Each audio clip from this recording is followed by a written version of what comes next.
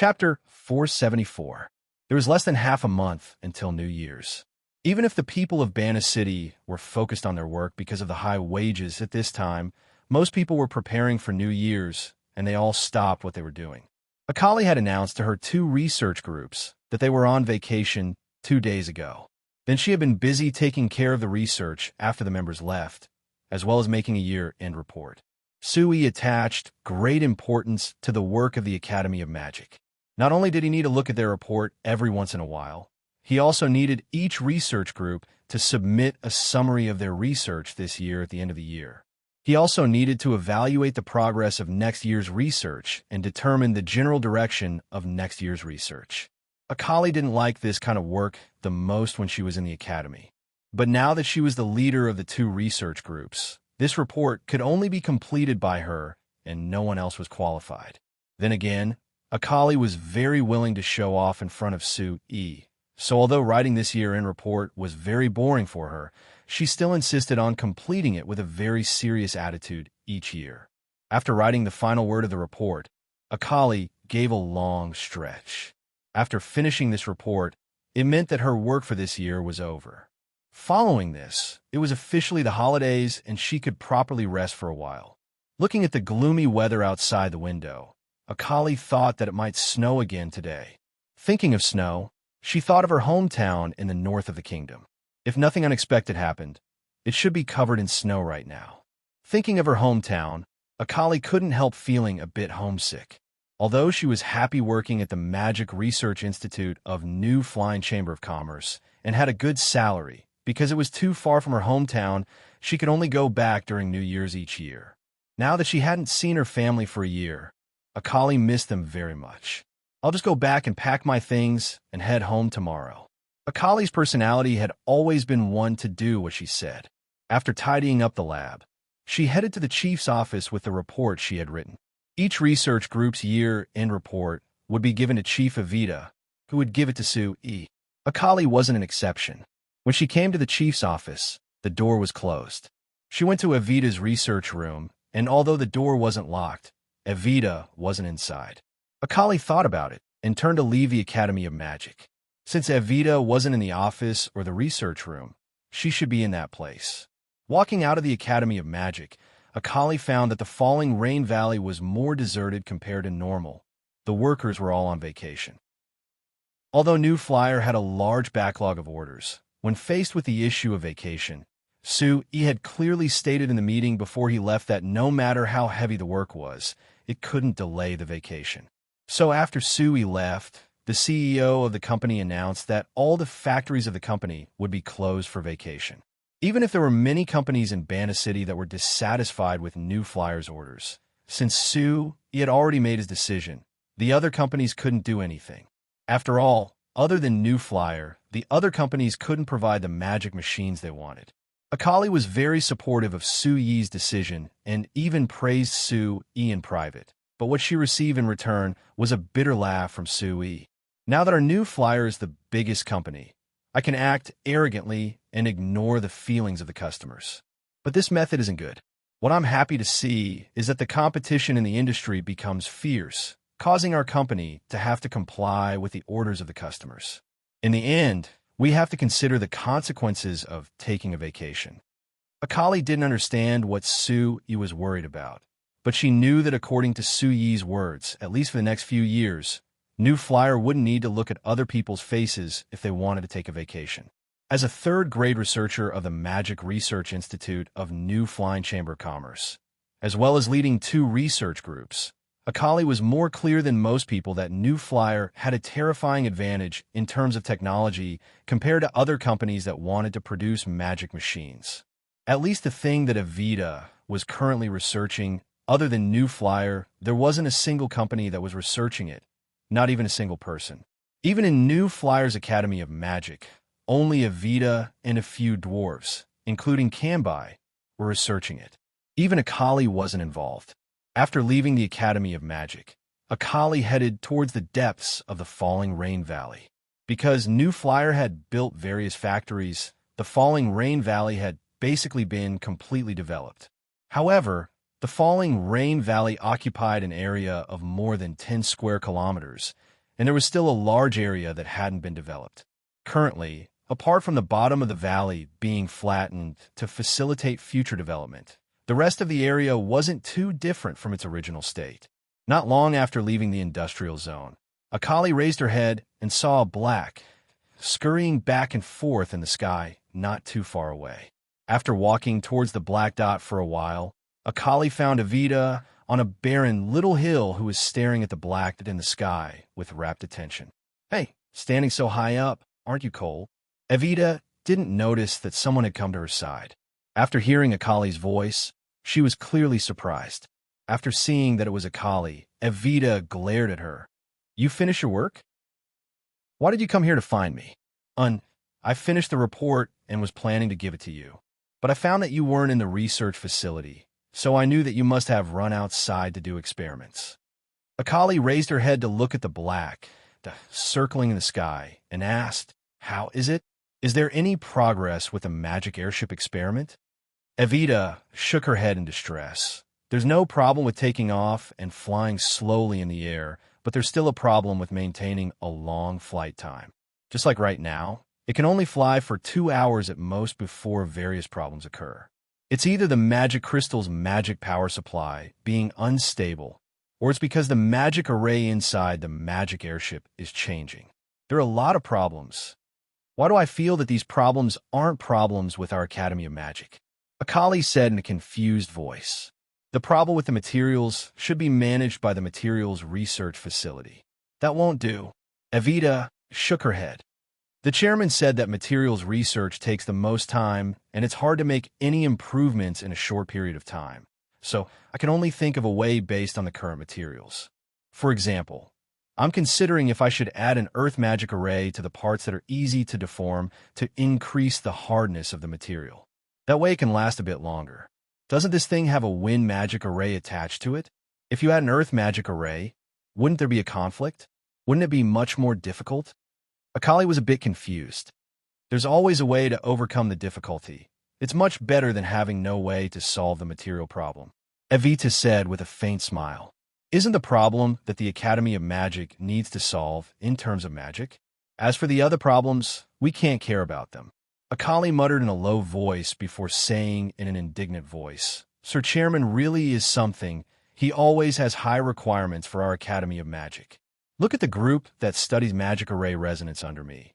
Sir Chairman only tells them to research this thing thoroughly, and it's best if they can come up with a detailed data system.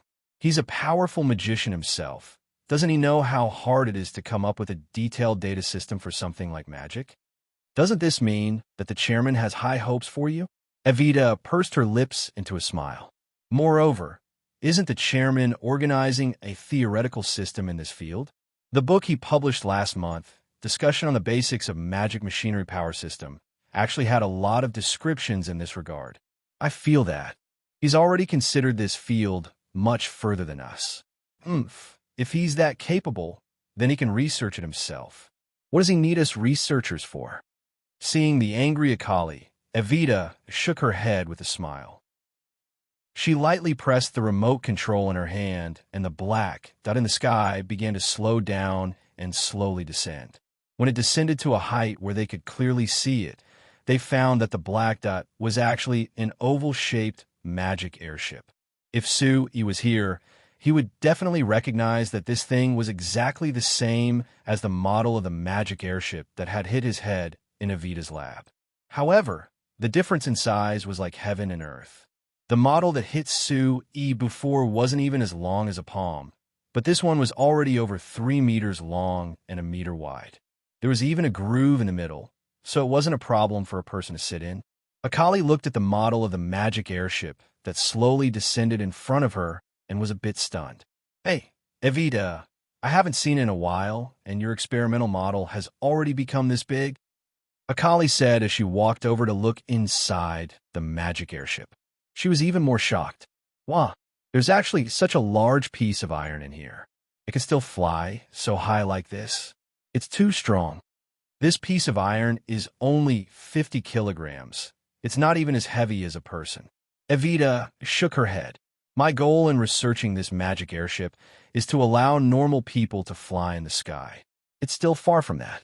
Akali clicked her tongue and praised. If you can really research this thing and allow normal people to fly in the sky, then you'll be too amazing. I feel that when that time comes, your name will be written in the history of the entire continent. Evita rolled her eyes at her. The chairman has already said that you developed the magic array resonance technology. In the history of the continent, your name can already be written. Akali giggled. What? Are you jealous of me? Evita slowly shook her head. If I really wanted to be jealous, I wouldn't be jealous of you. I would be jealous of the chairman.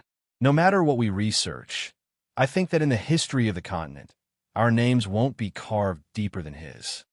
Akali was silent for a bit before slowly nodding. Chapter 475. The two discussed the magic arrays of the magic airship for a bit before Evita suddenly asked, Right, Akali, you've already finished your report. Are you preparing to go home in the next 2 days? Akali was stunned before reacting. Right. Other than handing in my report, I also want to ask when you're planning on going back. Do you want to come with me? I want to set off tomorrow. I haven't decided yet. Evita shook her head. But I definitely can't leave tomorrow. The Academy of Magic still has a lot of work to do, and the magic airship is currently in the most crucial stage of development. I'm afraid that after going back for New Year's, I'll forget some things. How could that be? Akali immediately said, We've been studying these things every day. How could we forget in less than a month of New Year's? Aren't you looking down on yourself too much? In short, although the company's holiday is very long, I'm not planning on leaving that early. Perhaps I might as well not go back. Huh? You're not going back? Akali was stunned. This is New Year's. You're not planning on going home? If your parents knew, they would definitely be angry. Evita said with a smile, I just said that I'm not going back. I didn't say that I wasn't planning on spending New Year's with my parents. Akali was surprised. What do you mean? Because I'm considering if I should bring them from their hometown to Bana City to spend New Year's. Evita replied, The winters in the north are very cold, and the conditions at home aren't as good as here. If we just rely on a magic air conditioner, it won't be as comfortable as Bana City. Rather than letting them spend New Year's in their hometown, it's better to bring them over. You don't have any relatives other than your parents? This idea isn't bad. Akali thought about it before saying in a dejected voice, But I have no other choice. There are many relatives in my hometown, and if I just bring my parents over, they wouldn't be willing. Evita looked at the dejected Akali, and after thinking for a bit, she asked with a serious look, Other than bringing my parents over for New Year's, I was also planning on letting them settle down in Bana City. Akali, don't you have such thoughts? Settle down? Akali was startled. She rolled her eyes and nodded. That's right. But as I said just now, you don't have many relatives in your hometown. You can ask your parents to come over for the new year or settle down here. It's not a big problem. Our family can't do that. But have you considered a problem? Evita's expression had a hint of worry. What is it? Have you forgotten? When we went to see Steel last time, I heard the chairman say that His Highness Eric might lead the Northern Army to attack the Sack Kingdom tomorrow. Evita asked. Akali was baffled. What does this have to do with us? This is something only important people like His Highness Eric and Her Highness 70 should consider. What are you worried about? Besides, what does this have to do with what you said? Of course it's related. Evita's expression was serious, not looking like she was joking at all. If His Highness wants to attack the Sack Kingdom, it's fine if the battle goes well, but if it doesn't go well and the Sack Kingdom counterattacks, the northern part of the kingdom will be very unsafe.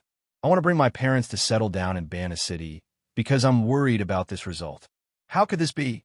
Akali wanted to refute this, but she suddenly knit her brows and a trace of worry appeared on her little face.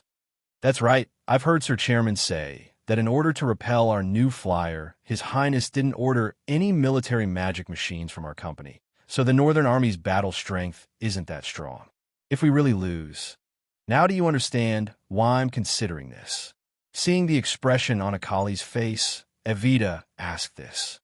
Moreover, in a letter my father sent me a few days ago, he said that Lawrence City and the surrounding cities are increasing their taxes. They're asking each citizen to pay at least 10 gold coins in cash or various goods to be used by the Northern Army. Now, the civilians in the cities are complaining. If His Highness wants to fight, why should we citizens pay? Akali angrily reprimanded, but she calmed down after a while. After thinking for a bit, she gave a strong nod. I understand. This matter indeed needs to be taken seriously.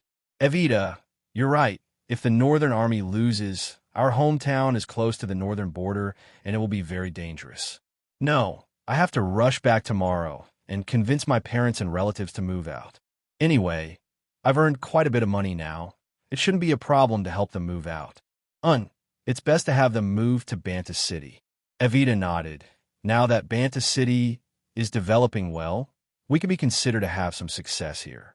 At least the money we earn is enough to support our families. Moreover, there are many jobs in Banta City, so they can definitely find work after coming here. No matter how you look at it, it's better than staying in their hometown. Right? I'd rather be taxed by Her Highness than be exploited by His Highness Eric. Akali angrily reprimanded His Highness Eric before putting the report in Evita's hands. I can't wait. I'm going to pack my things now and catch the afternoon bus home. Evita, I haven't checked this report yet. Please help me take a look. I'll leave it to you. Seeing Akali say this before quickly running back to her residence, Evita couldn't help shaking her head with a smile. She put away the report and pressed the remote control in her hand. The magic airship floated up and stopped at the height of her chest. Then, under her control, it floated towards the Academy of Magic in the distance. ####. Steel rubbed her bulging stomach and looked out the window. She found that great magician Camilla was still standing in the yard, looking at the magic passenger car in front of him in a daze. She couldn't help finding it a bit funny. Grandfather was getting older, but he was becoming more like a child, actually fighting with a medium-sized magic passenger car. At the beginning of the month, it was unknown if great magician Camilla was stimulated by something, but he suddenly decided to take the driver's test. Although Sue, E, and Steele were a bit surprised, since he made this request, the two of them naturally wouldn't go against it. But what the two of them didn't expect was that this 4-star great magician, who was incomparably powerful in terms of magic, didn't have any talent in driving a magic car. After half a month, he couldn't even pass the most basic driving test. In his rage, great magician Camilla bought a medium-sized magic passenger car from New Flyer and placed it in the Falling Star Manor, coming here to practice whenever he had free time. However, the result was still too horrible to look at. The 3 small trees in the courtyard of the Falling Star Manor were proof of that.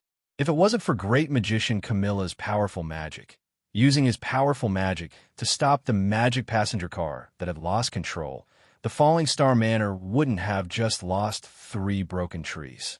Still's eyes looked over the fresh cracks on the 3 small trees before looking up at the sky. She shouted at great magician Camilla, "Grandfather, it might snow soon. How about we stop here for today?" Great magician Camilla looked back at Steele before looking back at the magic passenger car. He looked unwilling, but he was helpless. In the end, he gave a sigh and walked into the room. Seeing him like this, Steele finally couldn't help laughing. From her memories, her grandfather was like there was nothing he couldn't do. Everyone who saw him was respectful to him. Even Steele was very popular. This made Steele admire great magician Camilla since she was young, but she never thought that there would be a day when he would be troubled by something like this. Then, thinking about how the magic passenger car that had troubled him was invented by her husband, Sue E., and how the driver's license test was established by Sue E., Steele found it even funnier. When she was about to stand up to welcome great magician Camilla in, Steele saw a horse carriage coming over from the newly built cement road outside the manor. Looking at the symbol on the horse carriage, Steele understood. She stood up and said to great magician Camilla, "Grandfather, I'm afraid I have to go out. You can eat lunch here. Vivian and Agnes will be back soon. They will make lunch with Liz, so if you want to eat something, just tell Liz." Liz on the side quickly agreed. She looked at great magician Camilla, waiting for his orders. Great magician Camilla waved his hand and doubtfully asked Steele, "Why are you going out at this time? It's about to snow. You should stay home and rest. You have to protect yourself. You can't make the slightest mistake." There are some things to take care of that I have to personally go, otherwise it won't work. Steele replied. The horse carriage had already entered the manor and didn't stop, only stopping in front of the manor's main hall. The door opened, and the Porter Chamber of Commerce's vice chairman, who was also Chairman Porter's wife, Mia, jumped out, walking over with a smile. Madam, everything is prepared. We're just waiting for you. Mia was very polite when facing Steele, just like a subordinate or a servant. When she came to Steele's side, she took Steele's arm from Liz's hand without any courtesy and carefully supported her. Steele had met her several times and was not used to her excessive politeness, but she couldn't say it out loud, so she could only nod with a faint smile. All right, I'm also prepared. Let's set off. After saying this, Steele turned to Great Magician Camilla and said, Grandfather, I'm going out. Great Magician Camilla knit his brows and shook his head. You're going out in this kind of weather like this. If Sue-E was here, he definitely wouldn't allow it. Steele revealed a naughty smile and gave a soft snort. This is my job. Sue-E already agreed to it. Even if he was here, he couldn't go against me. Great Magician Camilla was very clear on Steele's personality. He gave a sigh and waved his hand as he said, All right, come back early and pay attention to your safety. That's right, Liz, you should also go with Steele. Take good care of her on the way. There definitely can't be any problems. Liz looked at Steele with a bit of hesitation. Steele's beautiful brows knit together. Grandfather, I'm not a child. I know what to do. Great Magician Camilla gave a strong snort. You're not the same as before. You're not allowed to be willful. Seeing that Great Magician Camilla was a bit angry, Steele could only stick out her tongue, not daring to refute him. Liz quickly came over and took back the task of supporting Steele from Mia. Seeing the three of them get into the horse carriage and leave, Great Magician Camilla gave a soft snort. That brat Sue-E, he's spoiling Steele too much. When he comes back, I have to properly teach him a lesson. He can't listen to Steele for everything. He is Steele's husband after all. He has to take care of things. After looking around, Great Magician Camilla waved his hand in annoyance. It would be great if Soul City had a communication array. I could teach that brat a lesson right now. Thinking of this, Great Magician Camilla was suddenly stunned. He stood there in a daze for a while before suddenly clapping his hands. His face was filled with joy as his eyes lit up. That's right. A communication array is also a magic array. It can be used on magic machines. Chapter 476. The horse carriage carried Steele, Mia, and Liz out of Banta City's East Gate, coming to the lower reaches of the sandy river that wasn't far from the old city. When they stopped at the newly built dock where the sandy river entered the Senglang Canal, they saw that other than the several dozen human workers, there were also close to 100 beastmen of different appearances. Seeing the horse carriage, the leader of the human side, Chairman Porter, and a tiger beastman, who seemed to be the leader of the beastmen, came forward. Steele came out of the horse carriage with Liz's help. Chairman Porter looked at her stomach and quickly said with an apologetic look, Madam, I'm really sorry. It really has been hard for you to come out in this kind of weather. It's nothing.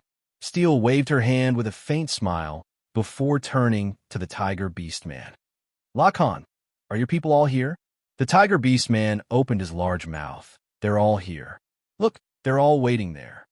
Steele's eyes swept over the beastmen, and she gave a satisfied nod. Then she asked Chairman Potter, Chairman Potter, have you investigated these beastmen before? Do you think they're qualified? Chairman Porter kept nodding with a smile. Satisfied, very satisfied.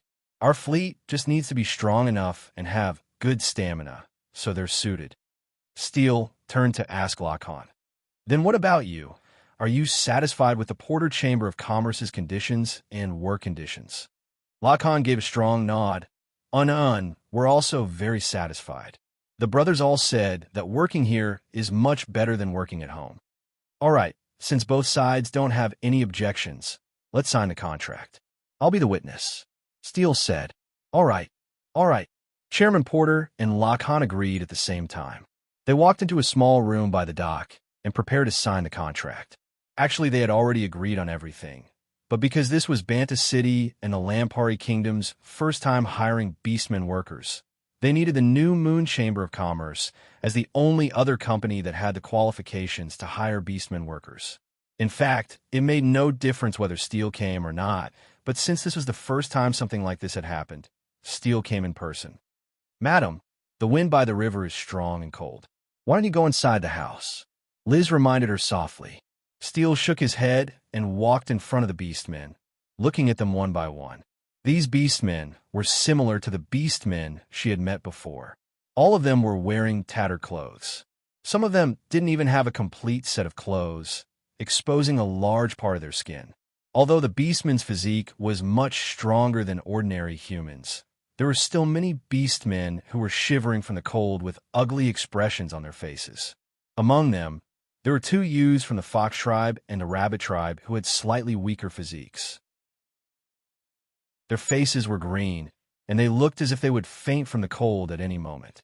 Steele could not help but frown. She turned around and called Mia over. "Arrange a place for them to stay first. Don't let them stand here.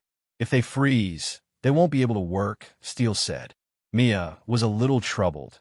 "They aren't official workers of our Chamber of Commerce yet. It's not easy to arrange. You'll know in a while." Steele glared at her. "Arrange it first. Also, it's best to give each of them a set of clothes first." Mia was even more hesitant. "A set of clothes for each person? That'll cost a lot. Our Chamber of Commerce has just reopened, and money is tight to begin with." Steele was a little angry. "How much is a set of clothes for each person worth? If you're afraid of spending extra money, then just give them these clothes as work clothes and deduct it from their new salary. If you're worried about spending too much, then go to the Armani Chamber of Commerce and buy them. Tell them to give you a set of clothes at a low price." Seeing that Steele's tone was a little heavy, Mia did not dare to have any thoughts of refuting and hurriedly agreed. After calculating in her mind, a trace of joy appeared on her face. Since Miss Steele had spoken, then as long as she went to the Armani Chamber of Commerce, she would definitely be able to buy a set of clothes at a very low price. Then she could deduct the market price of the clothes given to the beastmen workers from their salary. Wouldn't that be a small profit? The trace of joy on Mia's face naturally could not be hidden from Steele. She thought about it and understood what Mia was thinking. She was a little angry and a little amused. Chairman Porter was clearly a very generous and far-sighted person. So he had called him a merchant with a very bright future. Why did he marry such a stingy, calculating, and far-sighted wife? She clearly only needed a set of clothes to win the hearts of the beastmen workers, but she was still thinking about these things. If Chairman Porter knew what she was thinking, he would definitely be angered to death. Thinking of this, Steele's heart was suddenly startled. Have I ever unconsciously displayed the same posture when I was doing something? If she was like Mia, Sue, you would definitely be disgusted. Moreover, even if Sue, he didn't dislike it, she definitely wouldn't be able to accept herself becoming such a woman. After frowning and thinking for a while, Steele waved her hand and signaled Mia to immediately arrange for the beastmen workers to settle down. Not long after, Chairman Porter and Lock Hahn came out again. Steele took 2 copies of the employment contract from the 2 of them and carefully looked through it. After confirming that there were no problems, she took out her personal seal and stamped it before returning it to the 2 of them. After taking the contract, Chairman Porter and Lock Hahn both let out a sigh of relief. The man and beastman looked at each other and laughed at the same time. Chairman Porter took the initiative to reach out his hand to Lock Hahn. "Lock Hahn, in the future, the fleet of our Chamber of Commerce will have to rely on you and your beastmen brothers." Lock Hahn laughed loudly. "Don't worry, we beastmen always keep our word. Since the contract has been signed, we will definitely work hard." Although the 2 of them were chatting happily and the atmosphere was warm, Steele still poured a bucket of cold water on them. Chairman Porter, as the employer, if Lock Hahn and the other beastmen violate the contract, you have the right to fire them. But you have to take note that since they have already signed the contract, you have to treat them the same as normal human workers. You can't treat them differently. Of course. Madam, please rest assured." Chairman Porter smiled and nodded. "Lock Hahn, since you and the other beastmen have already accepted the employment contract, then you have to strictly follow the contract and work hard without any mistakes. if you violate the contract and are fired by the Porter Chamber of Commerce. Then, according to the contract, depending on the severity of the case, your work permit may be revoked and you may not be able to apply for a work permit for 2 to 5 years. Therefore, please cherish this opportunity. Lacan patted his chest and loudly said, "We beastmen will definitely not be petty people who go back on our words. If we agree to something, we will definitely do it." "That's good." Steele nodded and said to Chairman Porter, "All right, my work is done, so I will go back and rest. If you have any problems with the beastmen in the future, I welcome Chairman Porter to continue to contact our New Moon Chamber of Commerce." Chairman Porter hurriedly stopped Steele, who was about to leave, and sincerely said, "Madam, there is one more thing that I need your help with." Steele looked at him with a puzzled expression. This guy, why didn't he say that there was something else? Chairman Porter awkwardly smiled and let Mia continue to arrange the beastman's matters. He then led Steele to a sealed cabin on the other side of the pier. This cabin was built on the side of the pier near the river. It just so happened that a shed was built on the surface of the river. After entering the cabin, they could see that there were 3 small boats floating on the surface of the water. Steele looked at the 3 small boats and then looked at Chairman Porter, who had a flattering smile on his face. Her heart skipped a beat, and she roughly understood what was going on. But she didn't reveal anything on the surface, just maintaining a faint smile as she waited for Chairman Porter to speak.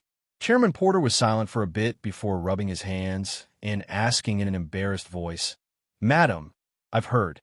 That new flyer is developing a new magic machine called a magic boat.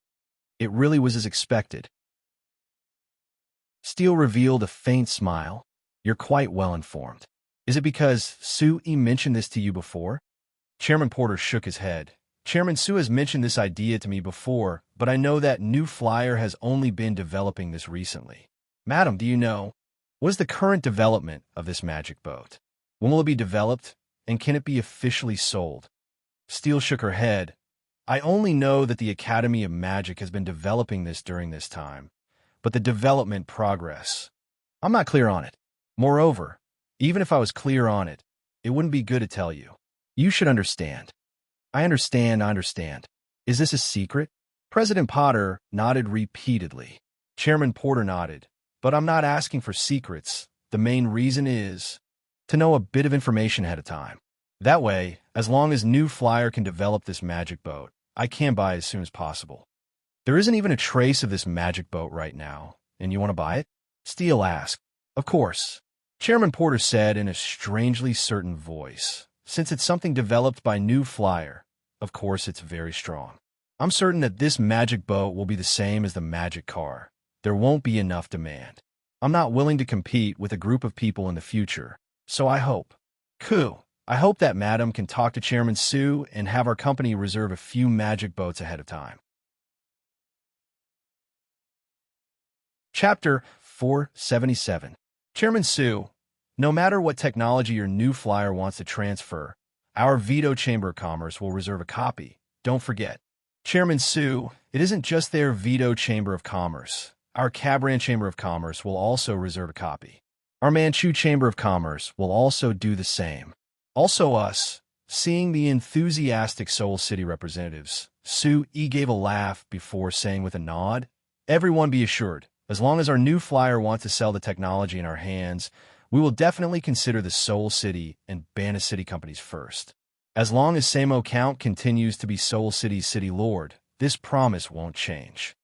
Sitting on the side, Samo Count, who was supervising the new flyer technology transfer signing, looked at Sue E. and gave a nod with a faint smile, as his eyes were filled with praise.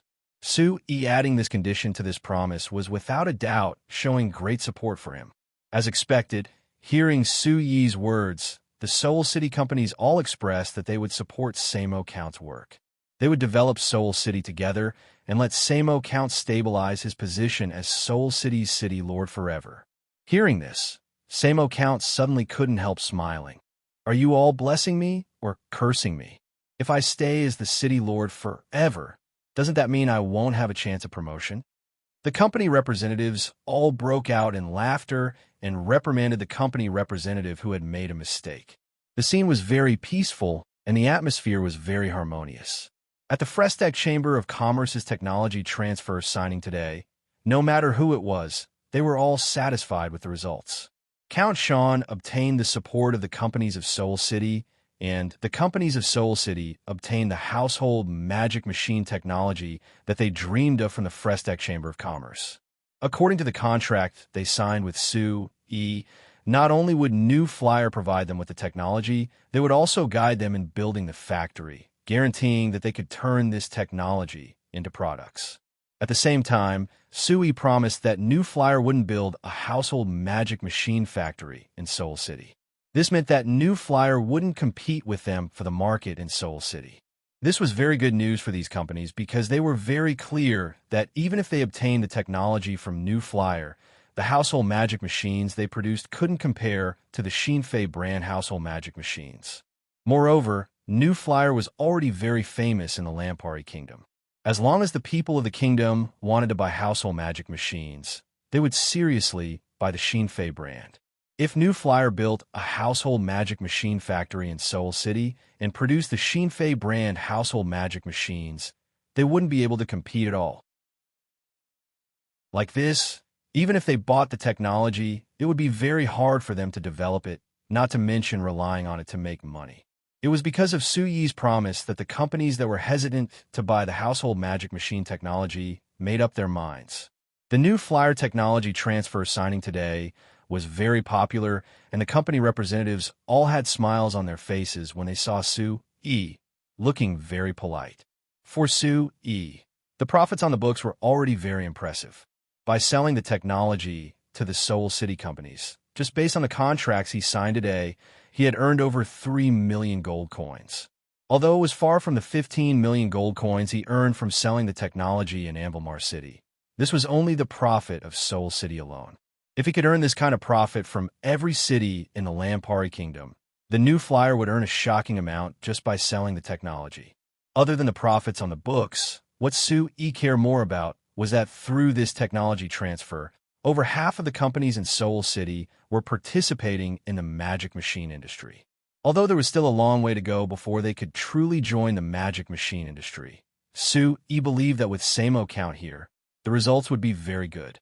The more important thing was that with Soul City joining the magic machine industry, it meant that the Xinfei Chamber of Commerce would have a firm foundation for the magic machine industry in the Northeast Province.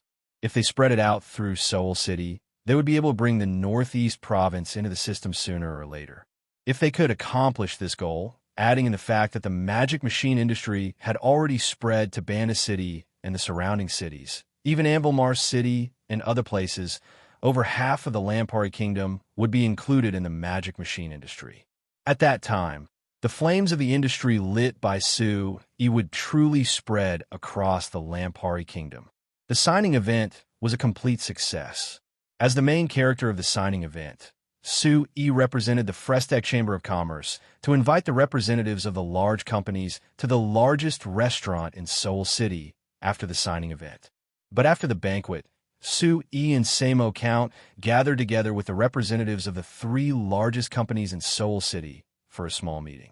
Among them was the Myerda Trading Company's Chairman Sampson. Chairman Su, I'll say the same thing. I have no objections to your New Flyer and the City Lord's Manor taking control of the steel mill. But you're not planning on giving us the steel-making technology at all? Isn't that a bit unreasonable? Chairman Sampson's expression wasn't as happy as it was at the signing event. That's right, Chairman Su. Our 3 companies are very sincere in wanting to invest in this steel mill, but you're only having us take out the money and not letting us touch the steel-making technology. Then what are we taking out the money for? The Mobile Chamber of Commerce's Chairman Duan Sirop on the side also said with a frown. That's right, Chairman Su. Instead of having each of our companies take out 300,000 gold coins for a share, why don't you transfer the steel-making technology to us, and each of our 3 companies can take out at least 1 million gold coins to buy the technology. If you're not satisfied with this price, we can still discuss it. We don't think there's any meaning in having us invest like this. The remaining Rockefeller Chamber of Commerce's Chairman Scano Orwell also added. Su Yi's gaze swept over the 3 of them, and he smiled. Inviting you to invest is naturally to let everyone make money together. Otherwise, our Frestech Chamber of Commerce could just build this steel mill ourselves. Why would we need to invite you to invest in it? The three of you. Don't tell me you think that our new flyer is inviting you to invest because we don't have enough money? The three of them looked at each other and shook their heads. Who didn't know that the Frestech Chamber of Commerce was one of the companies with the highest profits in the Lampuri Kingdom? No matter what magic machine the Frestech Chamber of Commerce made, it would be sold out immediately. Saying that they didn't have enough money was simply a big joke. Seeing that the three of them were silent, Sue E. continued, "To be honest, I want to invite your three companies to invest in the steel mill because I hope to unite our peers in Seoul City. The reason why the City Lord's Manor is also involved and led by Sir City Lord is so that you can fully support Sir City Lord's work. Otherwise, why would I bother doing this?" Chairman Sampson frowned and said with some dissatisfaction, "Chairman Sue, even if you don't do this, we will still support Sir City Lord's work." Sue E. smiled and didn't explain. He looked at the three of them and said, "I know that you want to obtain the steel-making technology, but I'm sorry. I might consider transferring the technology in the future, but I can't do it at this stage. The steel mill isn't just used to make money. It also needs to undertake important military work. We can't be careless in this regard." Military work? The three of them turned to look at Count Semyed in surprise. Count Semyed took a sip of tea and nodded. "That's right. The steel produced by this steel mill will be used to upgrade Seoul City's military. As for how it will be done, you don't need to ask." The three of them quickly nodded. After looking at each other, Chairman Sampson asked Sue E. "Chairman Sue, you just said that you will consider transferring or selling the steel-making technology in the future, right?" "That's right." "Then how about we sign an agreement? If New Flyer wants to transfer or sell the steel-making technology in the future, our three companies will have priority." Sue E. pondered for a moment before slowly shaking his head. "I'm afraid that won't do. I can only guarantee that you will be in the first batch of companies. As for how you will transfer or sell it, that will depend on the situation." Chairman Sampson and the other two looked at each other with helpless expressions. Even though Sue E. was very forceful and didn't give them any room for discussion, New Flyer had the absolute advantage in this regard. No matter how forceful Sue E. was, they couldn't do anything. After thinking for a while, Chairman Sampson slowly nodded. "All right, our Myerta Trading Company is willing to invest 300,000 gold coins in this steel mill." Chairman Sirop and Chairman Orwell looked at each other before nodding in unison. After sending off the three of them, Count Semyed looked at Sue E. with a smile that wasn't a smile. "Heh, Sue, you brat. Tying up those three companies isn't just to support my work, right?" Sue E. had a wronged expression. "Sir City Lord, how can you say that? I'm wholeheartedly thinking for you, yet you're doubting me." Count Semyed waved his hand. "All right, put away that face of yours. Do you think I don't understand you? If it wasn't beneficial to you, it would be strange if you were willing to do it." Sui gave a laugh. I am a merchant. Isn't it natural for me to fight for my own benefits?" Count Semyed nodded. "That's more like it. But Sui, why can't I see any benefits for you or your new flyer from this matter? I remember that the steel mill should be the most stable source of income for your company, right? Giving a portion to those three companies like this, what benefits do you have? It's not the gold coins that are considered benefits," Sui said with a faint smile. "Sir City Lord, have you noticed a common point between those three companies?" Count Semyed knit his brows. "I only know that those three companies are the top companies in Seoul City. This isn't important." Sui shook his head. "The common point that I care about is that those three companies all trade with the Sac Kingdom." Count Semyed was a bit surprised. He looked at Sui with wide eyes and said in a deep voice, "What do you want to do?" Sui's lips curled slightly, revealing a smile of deep meaning. "Sir City Lord, perhaps you haven't heard of a term called trade invasion." Chapter 478. Master, does it still hurt? Seeing Sui touch his lips, Linda immediately asked in a concerned voice.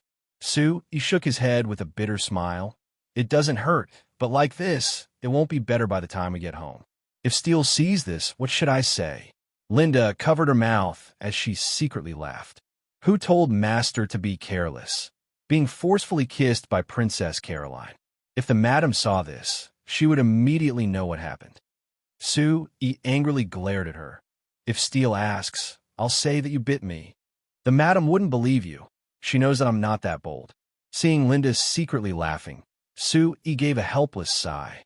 He thought that this matter wouldn't be clear. The best method was to honestly explain to Steele when they got back. Perhaps he could even obtain Steele's forgiveness.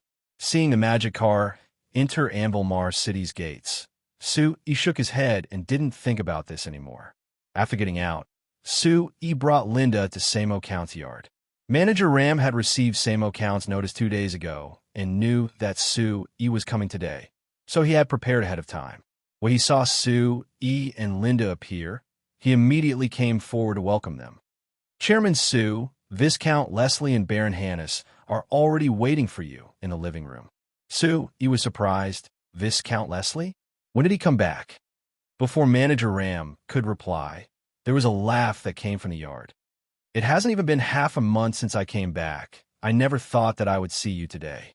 Sue turned with a look of pleasant surprise before coming forward with a wide smile. Lord Viscount, long time no see. Viscount Leslie laughed. Sue, you are now a Viscount. You can't call me that like before. Sue hurriedly shook his head. The way I address the Viscount has nothing to do with the rules of the Royal Parliament. It's purely out of respect from the bottom of my heart. Viscount Leslie turned to Baron Hannes on the side and said, Look, after not seeing each other for 2 years, Sue has become even better at talking compared to before. No wonder New Flyer has developed so well. Baron Hannes shrugged. I think he's right. Otherwise, according to the rules of the Royal Parliament, wouldn't I have to address him as Lord Viscount every time I see him? Sue and Viscount Leslie looked at each other before breaking out in laughter. All right, let's not bother about those stupid rules of the Parliament of Nobles. We're all old friends, so we can call each other whatever we want. Sue, you and Hannes are the same. Just call me Leslie. No matter what, you're a very famous person in the kingdom and not a small merchant with no status like before. You can't call me that like before. Viscount Leslie said. Sue hesitated a bit before nodding. All right, Viscount. Leslie, after you come back this time, what are you planning to do next? This is what I wanted to discuss with you. I discussed it with your company's manager Flame in Anvilmar City before, and he told me that he couldn't make the final decision, so I decided to wait for you to come back. You need to discuss it with me? Sue, he was a bit confused. He looked at Baron Hannes with a questioning look in his eyes. Baron Hannes shook his head. Viscount Leslie laughed as he pulled Sue and walked out of the courtyard. Let's go. I've already booked a banquet at the Chanel restaurant. We're not going home until we're drunk tonight. Sue could only helplessly signal to Manager Ram and have him take care of Linda. He was sandwiched between Viscount Leslie and Baron Hannes as they left the courtyard. Hashtag. If it's the Northern Army, it really is hard. Viscount Leslie gave a deep sigh. His eyes were filled with memories and emotions. You never would have thought that in the snowy environment of the northern border, where people could freeze to death at any time, the Northern Army soldiers didn't even have a single coat to wrap themselves in. Then wouldn't many people freeze to death? Baron Hannes on the side couldn't help asking. Not many people freeze to death. Viscount Leslie shook his head. But it's true that several dozen people freeze to death in the Northern Army each year. Baron Hannes and Sue looked at each other with a trace of unwillingness in their eyes. They were already halfway through the banquet and half drunk. When Viscount Leslie heard the two of them ask about his situation in the Northern Army, he immediately opened his mouth and began to talk. Why are the Northern Army soldiers' bodies so strong? Actually, it's because when it's winter, in order to prevent them from freezing to death, they can only keep training to warm their bodies. But because they don't have enough supplies, they don't have enough food to eat. If they train too much, their bodies won't be able to keep up. But if they don't train, they will freeze to death. So every winter, the Northern Army has to decide how to train based on how much food they have. They even have to change the training plan every few days, otherwise people will die. Sue, he couldn't help knitting his brows. I've heard Major Matt Conley say that the Northern Army spends at least 200,000 gold coins each year. Although it isn't enough to improve the equipment, it can't be that they don't even have enough food to eat, right? Viscount Leslie looked at Sue E and gave a cold laugh. 200,000 gold coins? Do you know how many gold coins are spent on the Northern Army soldiers in the end? Sue E was silent. Although he didn't have much contact, just based on Major Matt Conley's words, he could tell that the corruption in the Lampari Kingdom's army was very serious. The kingdom's treasury gave the Northern Army 200,000 gold coins, but in the end the Northern Army didn't even have 50,000 gold coins. In this situation, the Northern Army could persist for all these years, not letting the Sack Kingdom take a step further. It could be seen just how tenacious the Northern Army's battle strength and will were. Then what about during this time? His Highness Eric is leading the Northern Army. He won't lack supplies, right? Baron Hannes asked. His Highness wants to win this war and establish his prestige, so I think he won't mistreat the Northern Army soldiers. Is that so? Viscount Leslie thought of when he left the Northern Army. His Highness Eric had treated him to a table of dishes that even he felt were too luxurious. He gave another cold laugh, but he didn't make any comments. Viscount Leslie didn't say anything, and the table fell into silence. Suey looked at Viscount Leslie and Baron Hannes, who were thinking at the same time. He gave a cough and asked Viscount Leslie, "Let's not talk about these disappointing things." "Sup, Leslie, you said that you had something to discuss with me, and it was related to your future plans? Just what is it?" Viscount Leslie put down his wine cup and said with a serious look, "I mentioned this matter to your company's manager Flame before, but he might not have told you, so I'll say it again. Sue E, I want to cooperate with your new flyer to open a magic machine factory. What do you think?" Sue E was stunned. "You want to cooperate with our company? In your name, or in the name of your stag family?" Viscount Leslie said with a smile, "I'm not the head right now, so of course I can only represent myself." Sue E knit his brows. "If you do this, your family won't have any objections?" "This is my own matter. They aren't qualified to comment on me." Viscount Leslie waved his hand. Viscount Leslie waved his hand. "Sue E, just tell me if it's all right or not." "Of course. Actually, Leslie, you already had shares in our company before. If you didn't take the initiative to withdraw, you would be a major shareholder of our company and wouldn't need to discuss cooperation with me." Sue E honestly said, "There's no need to mention the past. Moreover, to be honest, I'm glad that I made such a wise decision back then. Otherwise, because I had shares in New Flyer, I don't know how those annoying fellows in the family would force me." Sue E and Hannes looked at each other, seeing the worry in each other's eyes. Based on Viscount Leslie's words, his situation in the Stag family after he came back wasn't that good. In this situation, he actually came to discuss opening a magic machine factory with Sue E. Wasn't this clearly going against the will of the family? "Leslie, have you thought about the consequences of doing this?" Sue E asked in a deep voice. Viscount Leslie revealed a faint smile.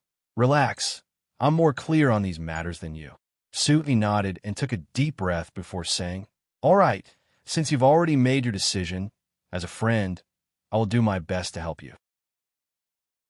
"Speak. What kind of magic machine factory do you want to open? How do you want to cooperate with our company?" Viscount Leslie shook his head. "It doesn't matter what kind of factory it is or how we cooperate. It's fine as long as we cooperate with your new flyer." Hearing this response, Sue E and Baron Hannes took a cold breath at the same time. If the two of them were only guessing before, they were already certain now. Viscount Leslie, this was clearly going against the will of the Stag family, and going against the family. But although he was the eldest son of the Stag family's head and was considered the most likely candidate to become the next head, going against a family like this wouldn't have a good ending. The Stag family was recognized as the most powerful family in the Lampari Kingdom other than the royal family. The power they had was not something a single person could compare to. How could Viscount Leslie go against a family? Sue E was silent for a while before slowly asking, "Leslie, from a standpoint of me, the new flyer, and even Her Highness 70, I hope that you can do this. But from the standpoint of a friend, I really hope that you won't do this since there are no benefits for you. That's right, this will only cause you to suffer a loss. So how about you forget it? Baron Hannes also advised. Coming from a large noble family, Baron Hannes knew better than Sue the price and courage needed to go against the family. Viscount Leslie shook his head. In this world, there are some things that you want to do regardless of the cost. After pausing, he continued, especially after I've been in the Northern Army for 2 years. Seeing Viscount Leslie's determined expression, Sue knew that persuasion was useless. After thinking about it, he reached his hand out to Viscount Leslie.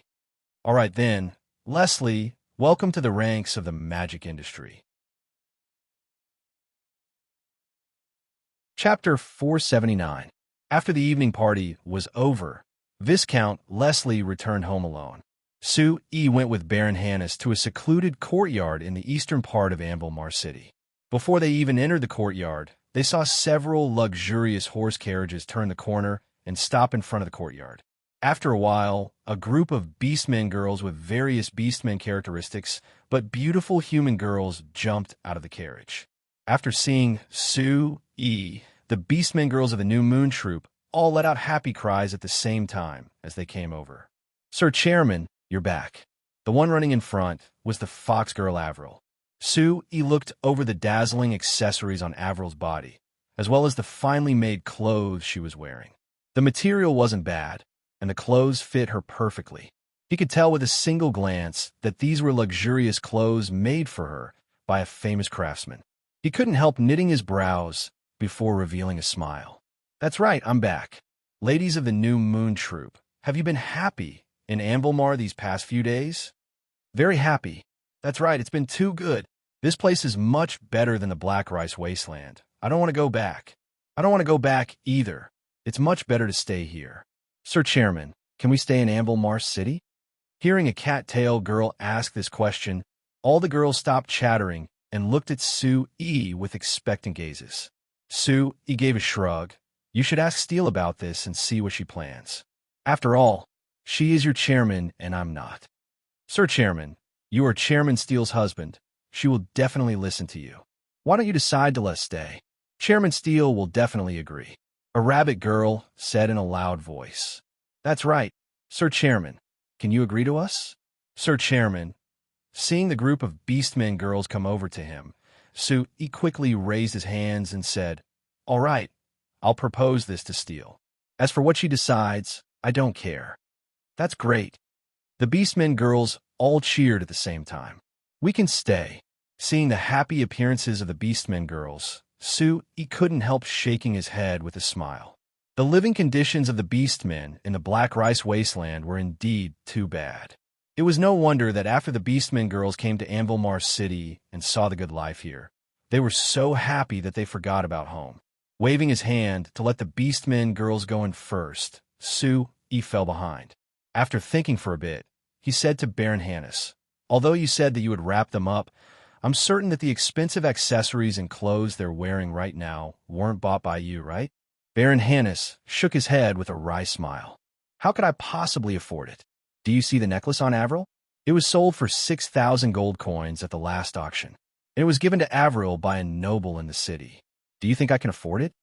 Who is that noble? Did Avril accompany him to the auction? Sue asked with a frown. Baron Hannes looked at Sue with a strange expression. It was Felito. Felito. Sue thought for a bit and remembered that this Felito was the arrogant guy who bid against him at the last auction. Oh, why did he bring Avril to the auction? Hey kid, why are you acting dumb? Don't you know what Felito wants? He clearly wants to chase after Avril. Baron Hannes said with a look of disdain. I can guess that, but Avril is a beastman after all. Does he want to chase after her? Sue was a bit puzzled. Baron Hannes had an expression of being defeated by Sue. I say, kid, are you really stupid or just pretending to be stupid? Avril is a beastman, but look at her appearance. What's the difference between her and a human beauty? If you really want to say it, her foxtail and furry ears make her even more charming than a human beauty. Let me tell you, Avril is now a big star in Ambilmar City. A lot of nobles want to chase after her. If a lot of nobles want to chase after her, then what ability does Felito have to chase after her? He was even more puzzled. Who told you that he has already chased after Avril? Baron Hannes rolled his eyes fiercely at Sue. Let me tell you, Felito only gave Avril a necklace worth 6,000 gold coins. The other nobles in the city have given her many things. It's not like there aren't any more expensive things than this necklace. But up until now, Avril hasn't shown any special interest in anyone. So he was a bit surprised. He couldn't tell that Avril, this fox girl, was also a master of communication. She was actually able to interact with so many nobles in the city and make them willing to pay for her. Don't be so surprised. It's not just Avril, but every Beastman girl in the New Moon Troupe is very popular in Amblemar City. Although Avril is the most popular one, the other girls aren't treated any worse than her. Seeing the expression on Su Yi's face, Baron Hannes continued. Su Yi couldn't help laughing. So you're saying my worries from before were a bit unnecessary? I never thought that the people of Amblemar City would accept these Beastmen girls so easily. Nonsense. These Beastmen girls are each more beautiful than the last. Adding in the fact that they have the characteristics of the Beastmen, it would be strange if they weren't popular. Su Yi shrugged. I thought that most of the humans hated the Beastmen. That depends on who it is. If you found a group of strange-looking Beastmen, do you believe that they wouldn't be chased out by the people of Amblemar City? Then again, now isn't the time for a race war. Actually, we humans are very curious about other races. You creating this New Moon Troupe can be said to have satisfied a lot of people's curiosity. And that makes sense. Su Yi nodded. All right then. As for the arrangement for the New Moon Troupe, I'll go back and discuss it with Steel before making a decision. In the following period of time, I'll have to trouble you to look after them. Baron Hannes gave a bitter laugh. Looking after them for a while isn't a problem, but if I keep looking after them, I don't think I can handle the pressure.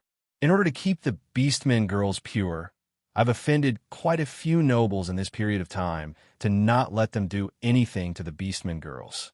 Do you know that Felito has even warned me a few times because of this? Tell him to come find me if he has the ability. Su Yi said calmly. Baron Hannes looked at Su Yi in shock. Su Yi, it's only been half a month. How come I feel that you become a lot more domineering than before? Su Yi gave a faint smile. Because I've thought it through. There are some things that it's not good to be too passive. Good, I like the way you are now. Before, you always acted like you were weak, so you had to endure everything. I've been unhappy with that for a long time. Actually, your new flyer isn't weak at all. You've been valued by a lot of people. Whether it's magic or other aspects, you're very strong. Why are you always so timid? Baron Hannes praised. Su Yi suddenly laughed. So that's how I was in your eyes before? All right, I'll show you how different I am in the future. Then I'll wait and see. Baron Hannes laughed out loud, but then his face turned gloomy. But Su Yi, you can be rude to Felito, but you can't be like this to those Beastmen girls, right? Why do you say that? Su Yi asked in shock. Because Baron Hannes looked around and confirmed that the Beastmen girls had returned to their own residences. Then he lowered his voice and continued. You saw it just now? These Beastmen girls are very satisfied with their lives in Amblemar City. They don't want to go back to the Black Rice Wasteland. That's human nature, I guess. The living conditions in the Black Rice Wasteland are so bad. If it was me, I wouldn't want to go back either. Su Yi said. The key issue is that these Beastmen girls are very popular in Amblemar City. There are a lot of rich nobles and merchants pursuing them. After coming in contact with those nobles and merchants, they themselves are very tempted. In private, there are a lot of Beastmen girls secretly coming in contact with those nobles and merchants. Su Yi's expression slightly changed. Then did they do anything? Hannes shook his head with a bitter smile. I can at most take care of their living arrangements and warn those nobles and merchants not to mess around with them. But if they want to, I can't do anything about it. Su Yi's expression became a bit ugly. He had Steel organized this New Moon Troupe to change the image of the Beastmen in the Lampari Kingdom. This would make it easier for the people of the Lampari Kingdom to accept Beastmen workers and live peacefully with the Beastmen. But if the New Moon Troop became the exclusive property of the nobles and merchants of Anvilmar City, then what difference would it be from when the humans captured the Beastmen as slaves? Not only would it not help him achieve his goal, it might even have the opposite effect. Although from a human's point of view, having the Beastmen men as coolies and the beautiful women as playthings was more in line with the humans' interests, Su Yi's eyes were not that narrow. He hoped that the two races could complement each other. After knitting his brows and thinking for a bit, Su Yi said to Baron Hannes, "I won't be going back to the courtyard today. I'll stay here for the night." Hannes stared blankly and looked at Su Yi with incomparable desire and surprise. Then he pointed at the courtyard where the Beastmen girls lived and winked at Su Yi. Just as he was about to speak, he was glared at by Su Yi. Seeing Su Yi's serious expression, Hannes immediately swallowed the joke he was about to make. Chapter 480. As the curtain of night gradually fell, this secluded courtyard gradually fell into silence. Hearing the laughter of the Beastmen girls gradually stop, a trace of disappointment appeared on Su Yi's face. He had patiently waited here for 2 hours, but there hadn't been a single Beastmen girl that had come find him. Of course, he wasn't waiting for a Beastmen girl to take the initiative. Rather, he wanted to see if any of these Beastmen girls had this kind of awareness. 2 hours ago, Su Yi had announced to these Beastmen girls that he would be heading back to Bana City tomorrow. If there were any Beastmen girls who wanted to go back with him, they could set off together. At the same time, he also said that after returning to Bana City, he would discuss with Steel about the future of the New Moon Troop. If there were any Beastmen girls who wanted to stay in the New Moon Troop, of course they could stay. And if they didn't want to stay and wanted to find another path for themselves, he would also welcome them and do his best to make arrangements for them. In order to let these Beastmen girls understand his meaning, Su Yi even clearly told them that his hope for the New Moon Troop was to let the Beastmen show themselves to the humans of the Lampari Kingdom, changing the image of the Beastmen in the minds of the humans. He didn't want the New Moon Troop to be a simple springboard that would allow them to live the luxurious lives of the humans. To put it simply, I don't want you to become the playthings of the human nobles or merchants. In the end, Su even directly threw down these words. However, after saying this, Su patiently waited in the room Baron Hannes had prepared for him for 2 hours, but there wasn't a single Beastman girl that took the initiative to come find him. Su was naturally very disappointed. But thinking about it, he felt that his request for these Beastmen girls was too high. For these Beastmen girls, because they had always lived in the harsh black rice wasteland, now that they came to Anvilmar City and saw the luxurious lives of the human nobles and merchants, it was natural that they would be attracted to them. Su blaming and forcing them like this wasn't reasonable. Perhaps I should be a bit more ruthless? Su looked at the last magic lamp in the courtyard where the Beastmen girls were resting, and a trace of hesitation appeared in his heart. Since this New Moon Troop bore his expectations, then when the direction of the New Moon Troop went against his expectations, he should forcefully reverse it. With his and Steel's ability to control these Beastmen girls, this was an easy matter. But Su thought of the Beastmen girls' happy smiles when they talked about their lives in Anvilmar City. Su Yi's heart. There has never been a human who thought about Beastmen like me. Since this is the path that they have chosen, then let them be. Su gave a bitter laugh and slowly shook his head before standing up to rest. As soon as he opened the door, he saw a white shadow appear on the path outside the door. Seeing Avril floating over, Su couldn't help revealing a smile. Avril, you haven't slept yet? Avril lightly shook her head. Her furry fox ears shook twice in the night wind, giving her a playful feeling. Paired with her delicate and beautiful face, it was no wonder that she was the target of many nobles and merchants in Anvilmar City. Sir Chairman, can I disturb you for a bit? Come in. After entering the room, Avril took the initiative to pour a cup of tea for Su before respectfully standing in front of Su. Only when Su signaled to her did she sit in front of Su. If you have something to say, just say it. Su maintained a gentle tone and expression. Avril gritted her teeth and seemed to hesitate. After a while, She seemed to have made a decision and forcefully nodded. Sir Chairman, actually, we all understand what you just said to us, and we are all very grateful to you.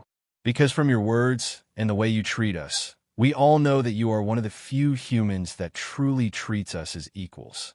And those human nobles and merchants that chase us really only treat us as playthings. So he looked at Avril with surprise.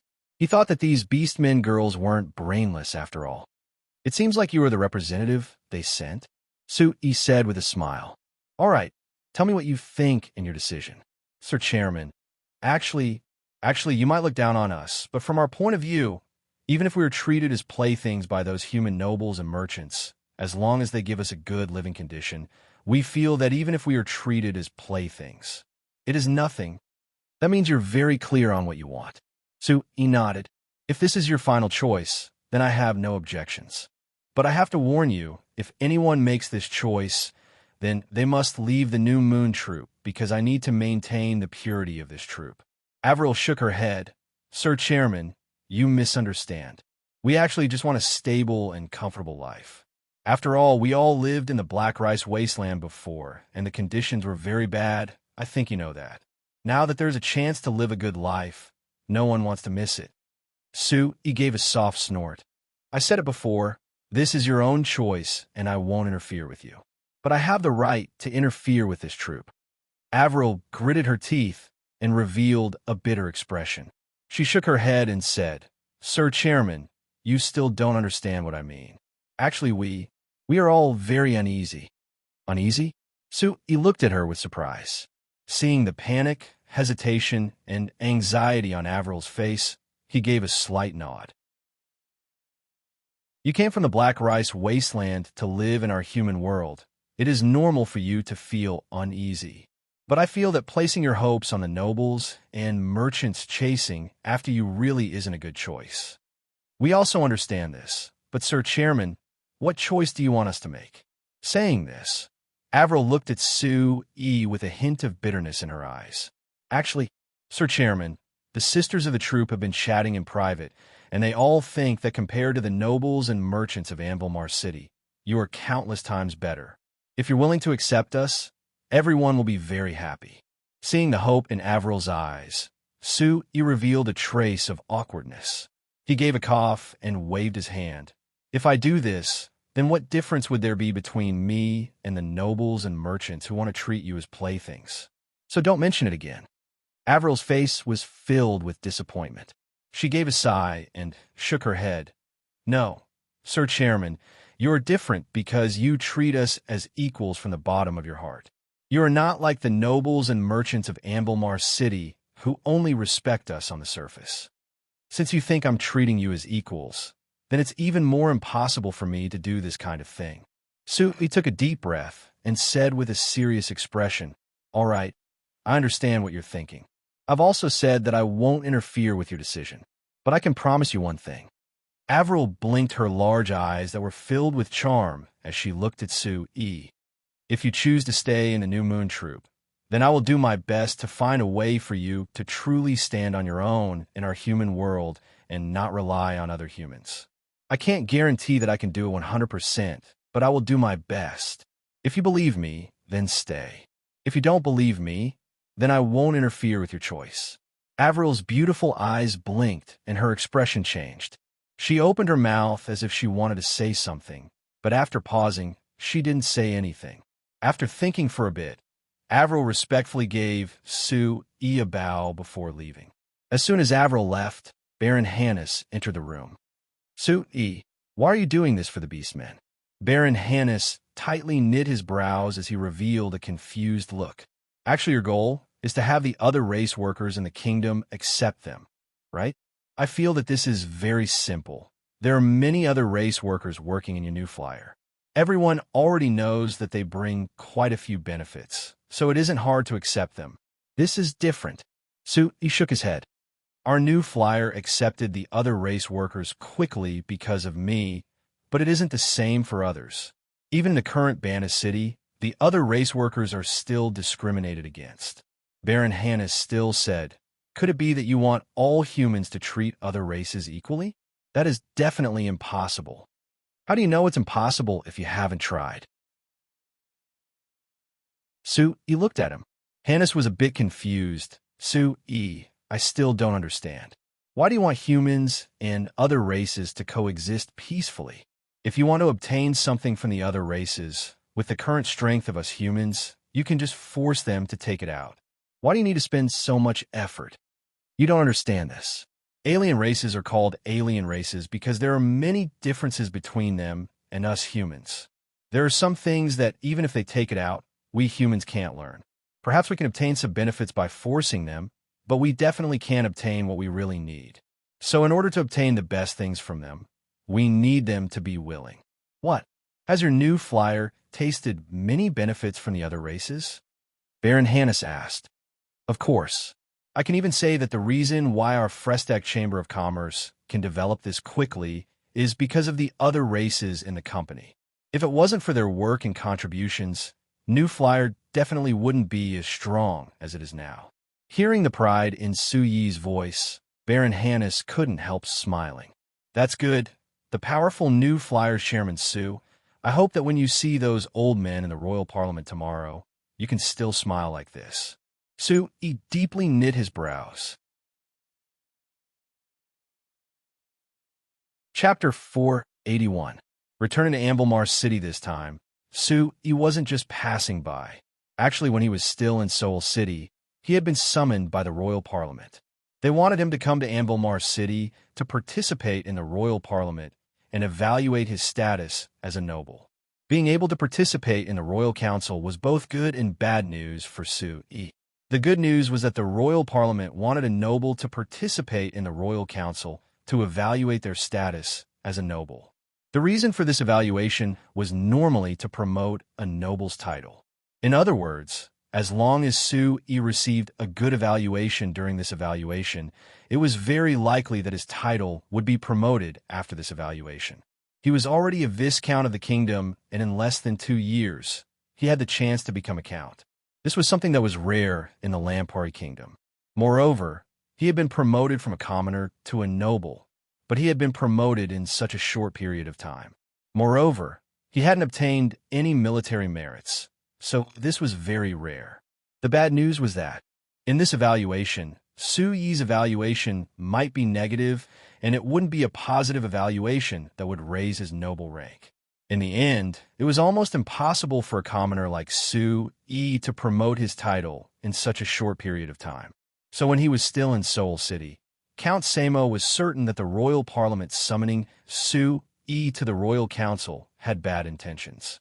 When he came to Anvilmar City and saw Viscount Leslie and Baron Hannes, the two of them agreed with Count Samo's judgment. The Royal Council targeting Su-yi this time probably didn't come with good intentions. So the next morning, Su-yi came to the Royal Parliament that looked very luxurious from the outside. When he saw the golden words, Lampari Kingdom Royal Parliament, he couldn't help letting out a sigh. He was just peacefully creating and developing the magic machine industry. So why did people cause trouble for him for all kinds of reasons? After reporting his name, Su-yi was quickly led into the Royal Parliament by the guards at the entrance. Then he was patiently waiting in a small reception hall. After a while, a young man who looked to be in his 30s wearing the purple robes of a parliament member came in. When he saw Su-yi, he immediately revealed a friendly smile and reached out his hand. Viscount Su, I've long heard of your name. I'm very honored to have the chance to meet you today. Su-yi shook his hand and said with a faint smile, You're too polite. May I ask who you are? Oh, let me introduce myself. My name is Sam Lim. I'm the same as you, a Viscount. Lim, I'm very honored to meet you. May I ask if you're a parliament member? When will the Royal Parliament? Lim laughed. Viscount Su, you're indeed a businessman who values time very much. However, the Royal Parliament still needs some time to prepare, so I'm here to inform you in advance. At the same time, it can also be considered as revealing the contents of the Royal Parliament to you. Viscount Su, you haven't participated in the Royal Parliament before, have you? Yes. Su-yi nodded. Regardless of whether he was promoted to a baron or a viscount, they were all directly bestowed by His Majesty the King. He did not participate in any of the noble council. According to the rules of the Royal Parliament, The king had the right to promote anyone below the rank of count. There was no need for the royal parliament to evaluate and approve it. However, the king rarely used this right.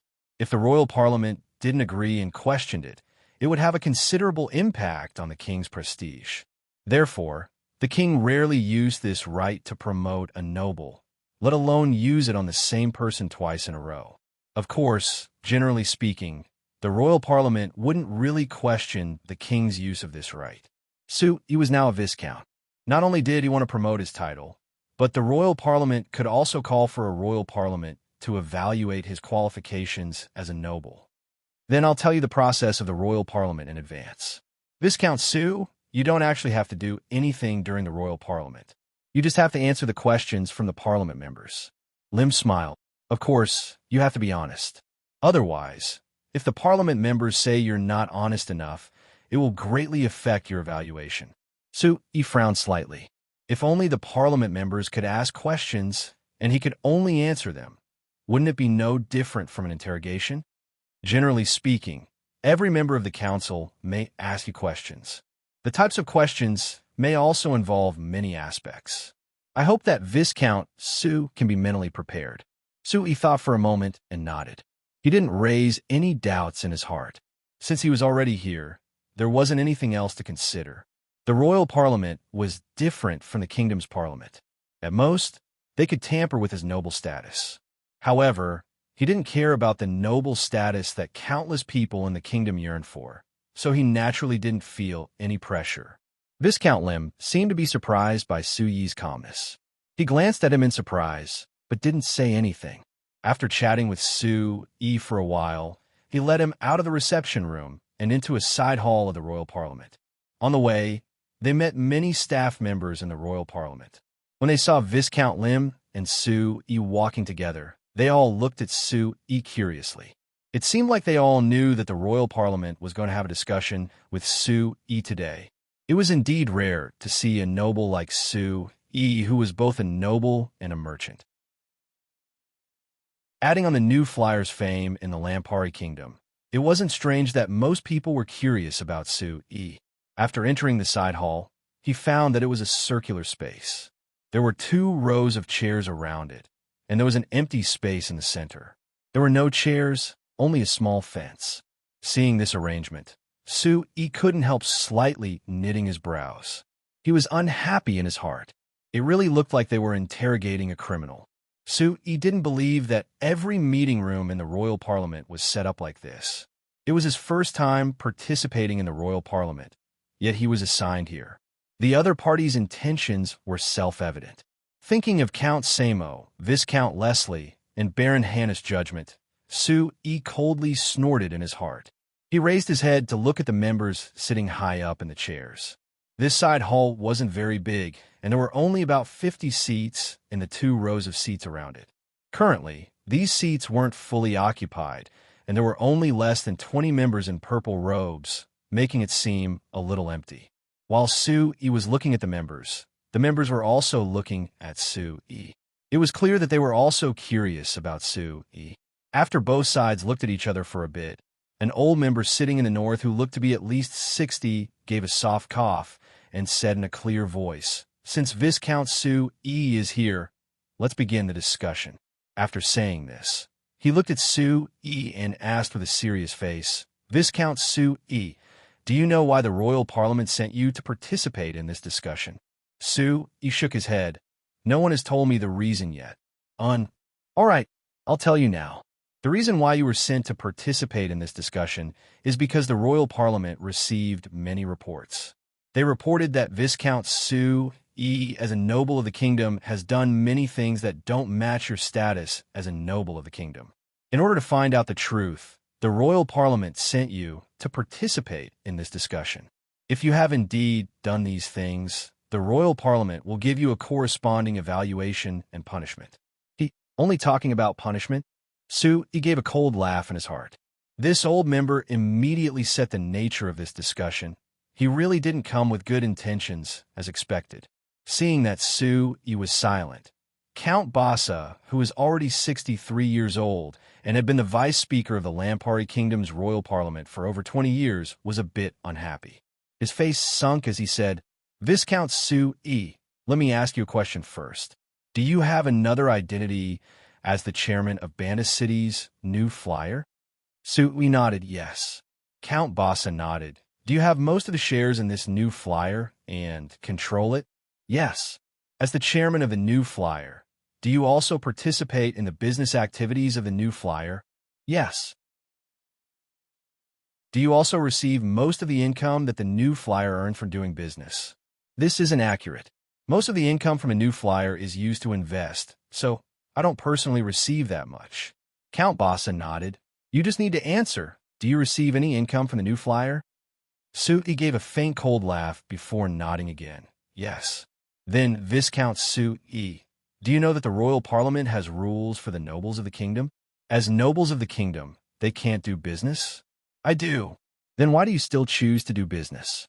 Count Bassa suddenly slapped the table in front of him, and his expression suddenly became serious.